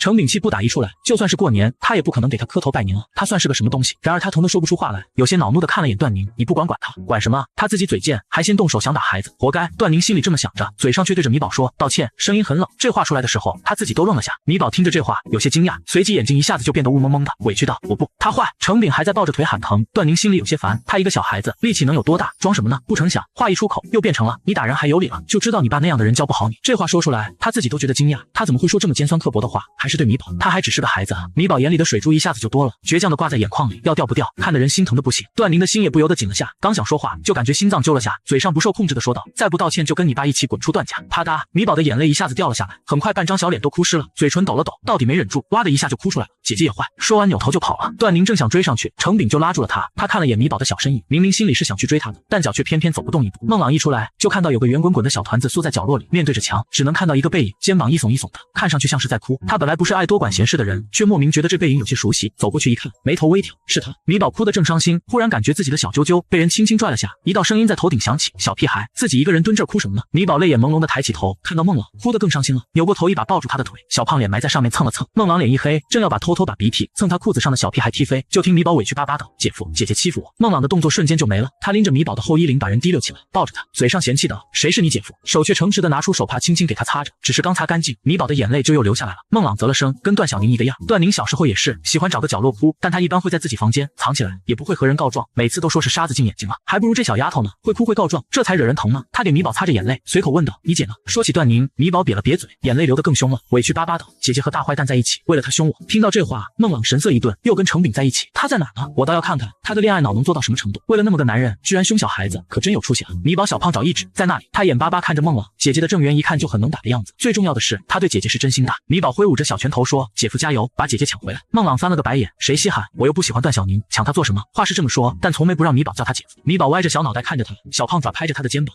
你不喜欢，你就是单纯喜欢跳楼了。”他懂的。孟朗被他这眼神莫名看得有些不大自在，总觉得他话里有话。他轻咳一声，就抱着米宝往他手指的方向而去。米宝也一下子来了精神，小啾啾也雄赳赳气昂昂的挺了起来，在风中轻轻摇晃，吹响抢回姐姐的号角。冲呀！包厢里，段宁看着程炳喊疼，心疼的不行，心里却在想：至于吗？一个大男人一点苦都吃不了。这个念头冒出来的时候，他不免有些犹豫，甚至怀疑自己是不是人格分裂了。为什么心里想的和做的完全是两回事？他百思不得其解。程炳看到他的表情，咬了咬牙，从包里拿出一瓶水递给他：“这是我专门给你带的，喝吧，就一瓶水而已，还用得着大老远带过来？”心里这么想着，段云手上却很开心的接了过来，此嘴更是不争气的说：“谢谢，你对我真是太好了。”说完，他就打开瓶盖。就在这时，咣当一声，门忽然被一条大长腿踢开了，打断了段宁的动作。程炳有些不爽的扭头看去，段宁的眉头也皱了下。孟朗，你来做什么？孟朗瞥了眼程炳，满是不屑，又看向段宁，冷嗤一声：“来看恋爱脑啊！”他抱着米宝大摇大摆的走了进来，还坐在他们中间，翘着二郎腿说：“段阿姨把米宝留给你照顾，你就让他自己一个人跑出去，也不怕他被拐跑了。”米宝板着小脸，抱着小胖胳膊，重重点了下头：“就是，他这么可爱，把他弄丢了是他们的损失，好在他舍不得他赔本，自己乖乖长腿跑回来了。哦，还把郑源姐夫带回来了。”段宁想说他是想追的，只是后来为什么没追上去？他脑海中一片茫然，明明只是刚刚才发生的事而已。见他沉默，孟朗眉宇间有些烦躁，忍了忍，看下程炳，这下不用忍了，直接开炮。听说你想打米宝，现在这还没进门呢就打孩子，将来是不是还想打段小宁啊？肯定是的，梦里姐姐身上很多伤，一看就是他打的。米宝忍不住龇了龇牙，也坐不住了，张着嘴想扑过去，被孟朗一下子给按住了，大手在他脑袋上轻轻拍了拍，示意他沉住气。他慢悠悠道：“狗咬你，你也不能咬狗啊，不嫌脏啊？”米宝眨了眨眼，看着程炳被气得脸色铁青，忽然咧着嘴笑了起来。小胖身子也放松的靠在孟朗怀里，朝他挥了挥小拳头：“姐夫，冲！”使劲骂他。孟朗嘴角勾了勾，小丫头比他姐有眼光多了，嘴一张直接说道：“打就算了，还没打得过，丢不丢人啊？我要是你，早就没脸活下去了。哎，说起来，你怎么还喘气着呢？啧，这脸皮是真厚啊！一直抱着腿干嘛呢？你该不会想说米宝把你打骨折了吧？是，听说你很清高，不爱钱，那怎么还干这种讹人的事呢？还是讹小孩，这不挺爱钱的吗？没错。”米宝挺着小胸膛，晃了晃自己的小胳膊小腿，他一个小孩子哪来的那么大力气？段宁也不由暗暗点头，有道理。刚动一下，孟朗就注意到他了，他视线下移，落在他手上的水上，冷笑一声：“你倒是真不爱钱，就一瓶破水也喝？怎么又是你家这位大老远带过来的？”李心情意重，恋爱脑就吃这套。不等段宁解释，孟朗就让服务生倒了一杯水进来，递给米宝。米宝喝，这水是真正的山泉水，甜的。米宝尝了一口，哇了声：“真的是甜的呀！那当然了，一杯68，可比那种自来水甜多了。”说完，他又看了眼段宁，一脸真挚：“我不是说你吗？你喝你的，他就是给你拿一瓶污水来，也是他的心意，你也能喝出甜味来，真好，挺会过日子。”段宁一噎，水再也喝不下去了，默默放在了桌上，眼睛看到也觉得不舒服了。他转了下桌子，想把他转走，不成想响，瓶子却忽然倒了，一下子掉在地上，水洒了一地。程炳一下子就站了起来，怒不可遏：你怎么这么浪费？这可是我大老远给你带过来的水，要是以前的话，段宁肯定先道歉了，但这会儿他脑海里莫名全是孟朗刚才说的话，一个字也不想说了。米宝的鼻子却动了动，低头看着地上的水，不知道是不是错觉，总感觉这水臭臭的。程炳气得不行，一甩袖子走了。段宁刚要追过去，孟朗就说：赶紧去追，哄哄你那男朋友，再求他下次给你多带点他家的自来水。段宁一步都不想走了，他有些恼怒地瞪了眼孟朗：你胡说什么呢？我什么时候喝自来水？孟朗瞥了他一眼：你之前不喝的挺起劲的。段宁不想和他说话，伸手想去喝水，孟朗却把水拿走了，放在他另一个手边，低头看着米宝：甜吧？米宝眼睛咕噜噜转了转，点了点小脑袋：甜。他看了眼段宁，有些不高兴地嘟了嘟嘴，气鼓鼓道：姐姐凶我，不给姐姐喝。段宁也想到了刚才的事，看向米宝认真道：对不起，我不是有意说那些话的，我心里不是那么想的。你爸爸没偷没抢，做保安没什么的，既然我妈和你爸已经结婚了，那就是一家人了，谁也不能把你们赶出去，就算是我也不行。他很少说这么长的话，但刚才的确是他不对，他该解释一下的。他也不知道自己刚才为什么会说出那种话来。米宝看着他，见他没有说谎的迹象，又重新开心起来，把水递给他：姐姐喝。孟朗撇了撇嘴，但看着段宁有些干涩的嘴角，没说什么，指尖随意捏着米宝的小揪揪腕。这下子米宝又不要他了，从他腿上跳下来，爬到了段宁腿上，抱着他可怜兮兮道：姐姐，你刚刚凶我，我很伤心，但是我还是喜欢你的。段宁只觉心里被戳了下，有些暖。对不起，他再次道歉道。说完拿来菜单，想吃什么点，这顿我请。米宝点了点小脑袋，一连点了好几道菜。哥哥不在，今天总算是能大吃一顿了。米宝正抱着一块小蛋糕，小心翼翼地吃着，鼻尖忽然传来一阵臭味，他扭头看去，就见是收拾他们那一桌的服务生出来了，把程炳送的那瓶水也拿出来了。米宝捂着鼻子，指着那瓶水说：这个好臭呀，特别臭，姐姐你闻不到吗？哪里臭？段宁使劲嗅了下，摇头。米宝看向孟朗，孟朗嗤笑，阴阳怪气道：那可是她那男朋友送的，怎么可能臭吗？肯定是世界上最甜最香的水啊！段宁的脸一下子就黑了，狠狠瞪了他一眼：就你有嘴！他们两个还在吵着，米宝想了下，把水瓶拿走了，里面还有小半瓶水没洒，他也不知道为什么要拿，就是直觉。回到家后，米宝从车上跳下来，朝孟朗挥了挥手：姐夫再见。段宁眉心一跳，他什么时候成你姐夫了？孟朗轻咳一声，白了眼段宁：当我想娶你啊？段宁瞪了他一眼：最好没有，要是嫁给你，还不如单身一辈子。米宝叹了口气，拍了拍孟朗的腿：姐夫你要加油呀，加油把姐姐抢回来，不然的话，要是姐姐和那个大坏蛋在一起就麻烦了。还不等孟朗说话，段宁就拉着米宝回去了。米宝今晚倒是没缠着要跟他一起睡，他今晚要干件大事。一杯牛奶刚咽下去没几秒，脑袋一歪就睡着了。米宝晃了晃小脑袋，从包里掏出程炳给的水就去了地府。师傅，米宝找到转轮王，哼哧哼哧爬到椅子上，把水递给他：师傅，您帮我看看这个水有没有问题。转轮王正在处理公务，看到米宝，笔停了下来，拿起来一看，眉头就皱了起来。紧接着他拿出一张火符扔了过去，按理来说水克火，根本就烧不着才对，可是偏偏这火燃起来了，还将水包裹住。很快空气中就传来了烧焦的味道。米宝捂着小鼻子往后退了几步：好臭，看吧。看什么？米宝低头一看，顿时吓了一跳，虫子。只见刚才被火烧的地方哪里还有一滴水，剩下的只有一只虫子。师傅，这是什么呀？米宝好奇地伸出手指头戳了下虫子，长得黑乎乎的，好丑呀。转轮王说蛊，随后给他解释起来，蛊最早起源于殷商时期的巫术文化，将上百只虫子放在器皿中相互残杀，只留最后一只，所以叫蛊。蛊能救人，亦能害人，你拿来的这个就是用来害人的蛊，叫做同心蛊。中了这蛊就会不受控制的爱上下蛊之人，对对方言听计从。原来是这样，米宝恍然大悟，忽然想到了他看到段宁的胳膊里好像就有什么东西在动，现在想起来很像虫子，而且姐姐就是这样的。他见到程炳的样子跟其他时候完全不一样，就是两个样子的全都对上了。来了，玄学萌宝又整活了。米宝一下子就紧张了起来，虫子跑到我姐姐身体里了，师傅这怎么办啊？转轮王想了下，正好趁这个机会给你讲一下怎么处理蛊虫吧。说着他打开书细细讲解起来。米宝做的端端正正，一脸认真，就是一晚上下来吧，米宝刚学会怎么做蛊虫，至于怎么解还没学到，就连蛊字怎么写也不知道，因为都是用耳朵听的。一大早段宁起来就看到米宝撅着个小屁股在花园里找来找去，走近一看就看到他拿着个盒子，里面装了好多虫子，看得人头皮发麻。他忍不住往后退了一步：米宝你干嘛呢？米宝看着他认真道：姐姐，我在学怎么做蛊虫，你放心，我很快就能学会怎么解了，你再等等我，我会救你的。段宁，你怎么不等我死了再学会解蛊？不是什么蛊啊？他有些疑惑地看着米宝。米宝晃着脑袋，把昨晚师傅和他说的话全都重复了一遍，奶声奶气的，很匪夷所思，但电视里不少见。段宁很快就理解了，他眯了眯眼：所以你说我喜欢上程炳是因为他给我下了蛊？米宝使劲点着小脑袋：对啊，昨天他给姐姐的水里面就有蛊。说起这个，段宁想起来了，一开始见到程炳的时候，他对他也没什么太大的感触，就只是一个普通的路人而已。但后来他有一次外出出差，车子抛锚在路上，他正好路过，递给他一瓶水，从那之后他就和他在一起了。别人都说他那是因为感激，人总是会对在困境中帮了自己的人格外特殊的，可是他很清楚，他不是那么容易被感动的人。还有他平时对他并没有什么期待，只有在见到他的时候总是会不受控制。他们的每一次见面，他都会给他一瓶水，他出于礼貌会喝下，之后就会对他更加迷恋。可是等离开后，想到他的时候又会毫无波澜，他屡屡怀疑是他自己太割裂了。如果是因为他中了蛊的话，那这一切就都能说得清了。段宁若有所思地捻了捻指尖，低头看着米宝：那我这个怎么解？米宝戳了戳胖乎乎的手指头，小脸上有些为难：师傅还没教我。段宁，那能不能让你师傅先把我身上的蛊解了？米宝睁着圆溜溜的眼睛说：师傅说难得有一个练手的，想让我学会了自己来，所以这是把他当成小白鼠了。他额角跳了跳，咬了咬牙：那你什么时候能学会？米宝拍着小胸膛说：姐姐你放心，我学东西可快了。段宁捏了捏眉心，真的很难放心啊。他决定在米宝研究出解药之前，他都不会跟程炳见面了。他讨厌不受控制的感觉。然而他不见，却有人想尽办法让他见。段家一脚踹开他办公室的门，指着段宁的鼻子就骂：小宁，你把你小姨夫抓起来是什么意思？有你这么当外甥女的吗？他气得不行，还要再说说，一颗小炮弹就朝他冲了过来，小脑袋顶着他的肚子就把他顶开了。米宝张着藕结似的小胖胳膊挡在段宁面前，呲着小米牙凶巴巴的瞪着他，不许你欺负我姐姐，你姐姐。段家眼神挑剔的在米宝身上转了转，恍然大悟，你就是那个软饭男带过来的拖油瓶吧？真不知道我姐是怎么想的，玩玩就行了，居然还领证。闻言，段宁脸色一沉，抬眸淡淡看向他，似笑非笑道，小姨说的真对，这话你该去问小姨夫啊，玩玩就行了，怎么还弄出孩子来了？听到这话，段家瞬间大怒，一拍桌子，你胡说八道什么？段宁，我警告你，别以为我会信你伪造的检查报告，你小姨夫不会背叛我的，你要是再敢污蔑他，把他送到警局里，我要你好看。段宁懒得跟这个恋爱脑说话，他早就被钟德海洗脑了，他唇角微勾，那不好意思了，我今天就要把他再次送到警局，让他出不来。说着，段宁拿出一份文件甩在桌上，这是钟德海将段氏项目卖给天成，出卖公司机密以及挪用公款的证据。小姨，这下你可以放心了，小姨夫以后再也不会出去乱来了。你敢？段家怒极，扑上来就想把证据毁了。米宝见状，伸出小胳膊轻轻推了他一下，一下子就把段家推到门口了，一屁股坐在地上。段宁眼皮一跳，米宝这力气好像是真的有点大，但他没说米宝什么，还皱眉道，小姨，你怎么还用上苦肉计了？该不会还想说是米宝把你推倒了吧？当了这么多年恋爱脑，是把你脑子都彻底腐蚀了吗？段家瞪大眼睛，刚要说话，段宁就直接喊了保安进来把人扔出去了。钟德海刚左脚踏进公司，打算找段宁算账，结果就被警察抓起来了。夫妻俩像极了跳梁小丑，让公司的人也看足了笑话。米宝趴在窗边看了好一会儿热闹，想到办公室里还有一个人，这才依依不舍地离开，瞪着程炳说，你来干嘛？程炳是跟着段家进来的，也看到了刚才的那一幕，心里还有些震惊。段宁变了很多，不对，这本来就是他原本的样子，他就是这么强势，别说是陌生人了，就算是亲人，他也不会放在心上，所以他才要给他吓唬，他就是要看到高高在上的他匍匐在他的西装裤下。唯一麻烦的就是段宁太难控制了，必须要让他多喝几次，这样才能彻底控制他。昨天的那份被毁了，他生气离开，要是以前，段宁肯定早就去跟他说好话了，但他等了一晚上都没等到，他心里隐隐有种不祥的预感，看来就是因为段宁没喝下那瓶水，没能再加强的缘故，才让他现在这么反常的，所以他来了。你来干嘛？米宝一看到他，立刻戒备起来，张开胳膊，跟个老母鸡一样，防着他这个老鹰把他姐姐叼走。程明腿上打着膏药，坐在轮椅上，眼神阴郁的扫了他一眼，随即拿出一张检查表递给段宁，说：“我髌骨骨折，他打的。”段宁在他靠近的那一刻，就感觉身体不大舒服。果然，他的嘴说：“米宝，道歉。”他的心立刻沉了下来，指尖不自觉的攥紧。果然，他被控制了，就连说出来的话都不是他想说的。程炳勾了勾嘴角，看来还没完全失控。米宝没生气，他知道这不是他的真心话，但他还是眼圈红了，做出伤心难过的样子。姐姐，你怎么能为了他凶我？段宁，出去，我不想看到你。米宝眼泪一下子就掉下来了，气呼呼的瞪了眼程炳，又推了他一下，都怪你，你坏。程炳本来就腿骨折了，被这么一推，又倒在地上，咣当一下，尾巴骨也断了。不等他开口，米宝就一屁股坐在了地上，一下子就哭了。姐姐，我好疼，他打我。程炳，妈的，到底谁打谁啊？米宝哭得撕心裂肺，员工们都出来看热闹。段宁在同心骨的控制下，赶忙打了120，本来他是要跟去的。米宝抱住他的腿，让他走不了，而医护人员已经把程炳抬上电梯了，他也脱离了同心骨的控制，干得漂亮。他捏着米宝的小揪揪，夸赞道：“想到了什么？”他让助理出去交代一句，医药费和120的车费都由程炳来付。他这人品行高洁，很有志气，不喜欢花他的钱。他身为他的女朋友，要尊重他。助理把这话传出去的时候，程炳气得脸色一阵青一阵红。他给段宁下蛊不就是为了钱吗？现在倒好，破财就算了，还要受蛊，不行，他一定要尽快和段宁结婚，让他把所有的财产都转给他。他看了眼段氏的巍峨大楼，眼里迸发出贪婪来，这里一定会是他的。做梦吧！段宁指尖轻点，接下来这段时间，程炳应该是没时间来找他了，正好他也趁机需要做一些准备。米宝似乎看出了他的想法，拍着小胸膛道：“姐姐你别怕，他就算是早早好了也没关系，我去套他麻袋，把他揍一顿，让他在医院里多待几个月就好了。”段宁眼皮子一跳，看着米宝，有些惊讶，他是怎么顶着这张脸说出这么凶残的话的？他认真道：“打人是不对的，不用米宝动手，他亲自来。”米宝据理力争，可是爸爸说打坏人是对的呀，我跟哥哥也套了大坏蛋3次麻袋了。他巴拉巴拉就把在节目里套翟哥麻袋的事都说了。段宁听完冷笑一声，很好，让他照顾米宝，他就天天带着米宝套麻袋是吧？真是好样的。当晚，段泽一进家门就感觉到了一阵寒意，他猛地扭头看向寒气来源，警惕道：“段宁你干嘛？”段宁抿着水，淡声问道：“你带米宝去套麻袋了？”段泽点头，反应过来什么，又摇头：“什么叫我带他？明明是他带我。”米宝小鸡啄米一般点着脑袋，挺着小胸膛骄傲道：“没错，是我带哥哥去套麻袋的。”然而这话落在段宁耳朵里，就是段泽不仅带坏小姑娘，还让他背锅。他俯身从沙发底下掏出一根棍子来，朝段泽就打了过去。很快屋子里就响起了段泽的鬼哭狼嚎声，米宝却惊呆了，眼睛一下子就亮了，原来姐姐这么能打的吗？下次套麻袋带她一起去。段宁一扭头就看到他这样，顿了下，二话不说就把手上的棍子从窗边扔了出去，一秒恢复高冷的女霸总模样，可不能带坏小孩子。他警告的看了眼段泽，再敢带米宝干坏事，看我怎么收拾你。段泽捂着一双熊猫眼，都快气哭了，我冤枉啊，明明是他带坏我，但没人相信就是了。米宝晃了晃小脑袋，抱着段泽问道：“哥哥，你上班上的怎么样了？”段泽点了点头，说：“还可以，季导说我很贴角色，我有预感，我要大爆了。”段宁冷笑，这话他刚入行的时候就说过了，至今还是个糊咖。段泽不服气的看向米宝，米宝，你说我是不是要火了？米宝看了眼他的面相，点了点小脑袋，哥哥，你今天就能火了？什么？真的吗？段泽面露惊喜，又有些疑惑，不对啊，他还没拍戏呢，怎么就火了？难道是他剧未播人先火？这也是没办法的事，毕竟他这么优秀。正想着，他的手机就急促的响了起来，是王哥打来的。一接通，王哥严肃的声音就传了过来：“阿泽，答应我，这辈子都别做饭了好吗？”什么乱七八糟的。段泽看了眼手机，恰好这时一条热搜推送了过来，他随意扫了一眼，下一秒脸色一僵，立刻把手机合了起来，假装无事发生。看他的表情，段宁眯了眯眼，掏出手机打开热搜，瞬间冷笑：“可真有本事啊，做饭做的狗都不吃，牛啊！”米宝凑过去点开视频，只见段泽围着围裙忙活一整天，最后做出来一堆黑乎乎的东西来，全进了垃圾桶。他还拿去给路过的流浪狗吃，结果流浪狗闻了一口就吐了，夹着尾巴逃跑了。段泽还在后面追，非要让狗吃。这段被网友做成了鬼畜视频，发到网上已经传遍了，网友们纷纷玩梗。这条热搜是被网友们生生嘲笑上热搜的。米宝惊呆了，张着小嘴看向段泽，这是怎么做到的呀？段泽被他的目光看得脸通红，最后恼羞成怒，我都说了我不是那块料了，妈非得让我学。段云给他安排了做饭课，他今天一天都在忙活这个，教他的大师傅都说让他明天别来了。干嘛？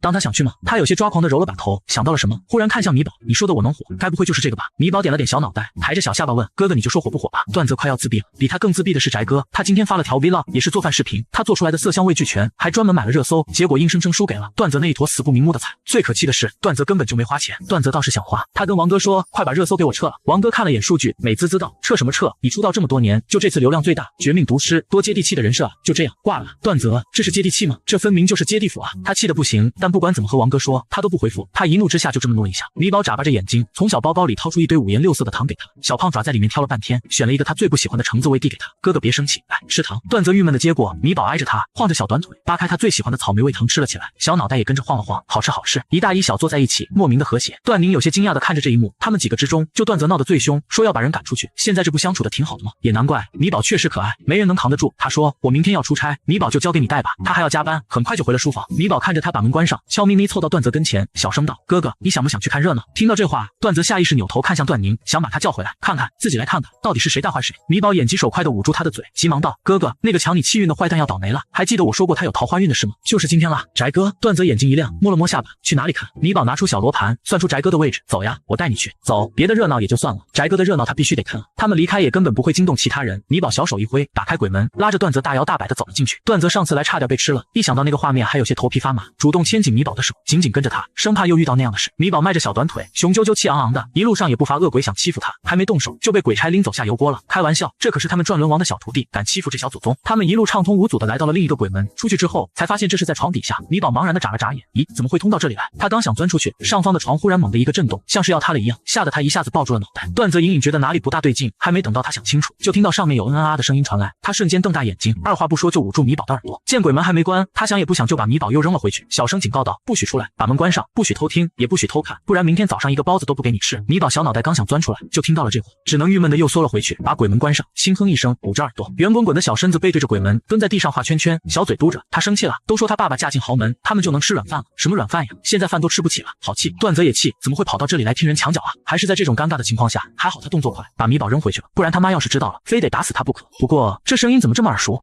萌宝做梦能成真，以为跟着保安爸爸嫁入豪门就能吃香的喝辣的，可他却梦见豪门即将破产，眼看热乎乎的软饭还没吃就凉了，米宝只能重拾就业，没想到他竟是玄学大佬。此时段泽趴在床下竖起耳朵，就听其中一个人说道，王总，角色的事。另一个男人淫笑一声说，你伺候的这么好，当然是给你了，谢谢王总。就算是他夹着嗓子一脸娇媚，段泽也听出来这是谁了，他扯了扯嘴角，有些嘲讽的笑了下，没想到翟哥到头来还是只有靠潜规则这一套，恶心。上面两人的动作越来越大了，把手机都震到了地上，恰好此时手机响了，床上的两人沉浸在运动中，根本就没注意到。段泽悄无声息地伸出手，一把捞起手机，看着上面闪烁着的亲爱的，眉头微挑，看来这是翟哥的手机了。他想也不想，直接接通，那边一个女生传了过来，亲爱的，你今晚要拍夜戏，实在是太辛苦了，我去给你探班呀。段泽没说话，默默把手机贴在床上，让上面两个人的动静让他听得一清二楚，偏偏叫得最大声的还是翟哥。那边的女生也一下子停了下来，紧接着暴怒出声，翟哥你在做什么？你在哪儿？好在段泽及时把手机音量调到最低了，翟哥叫得忘我，根本就没听到声音。段泽悄悄拿起掉在地上的房卡，看了眼上面的门牌号，压低声音飞快说了下地址。那边的女生也气坏了，根本没在意是谁说的，踩着油门二话不说就往酒店赶来。段泽摸了摸下巴，又给狗仔发了个消息，这么好的热闹，当然要请大家一起来看啊。床上翟哥根本不知道即将等待他的是什么，使尽浑身解数讨好着王导。段泽深藏功与名，敲了敲鬼门的位置，米宝开门。米宝不想开，他还生气着呢。段泽说，明天让你吃2个包子。米宝耳朵一动，立马咧着小嘴把门打开了，正想探出小脑袋看一眼外面的情形，段泽就一手捂住他的眼睛，一手捂住他耳朵，把他挡得严严实实，一点都没看到，一个字也没听到。干嘛啦？米宝生气的跺了跺脚，为什么不让他看？还是他带他来看热闹的呢？段泽安抚道，乖，这是脏东西，看了长针眼，一会儿再出去，行吧？米宝嘴巴翘得高高的，鼓着腮帮子，今天的热闹打差评，哼哼。段泽耳朵贴在门上，没多久就听到了急促的脚步声，想了想，他问米宝有没有什么办法能把酒店房门打开。米宝点头，小胖手指头一勾，咔嗒一声，房门打开。窦雪气势汹汹的来捉奸，正想找人来开门，门就从里面打开了，他二话不说就冲了进去，看到里面的情形时，瞬间火冒三丈。恰巧这时候段泽通知的狗仔也到了，看到床上的两个人，兴奋的按着快门。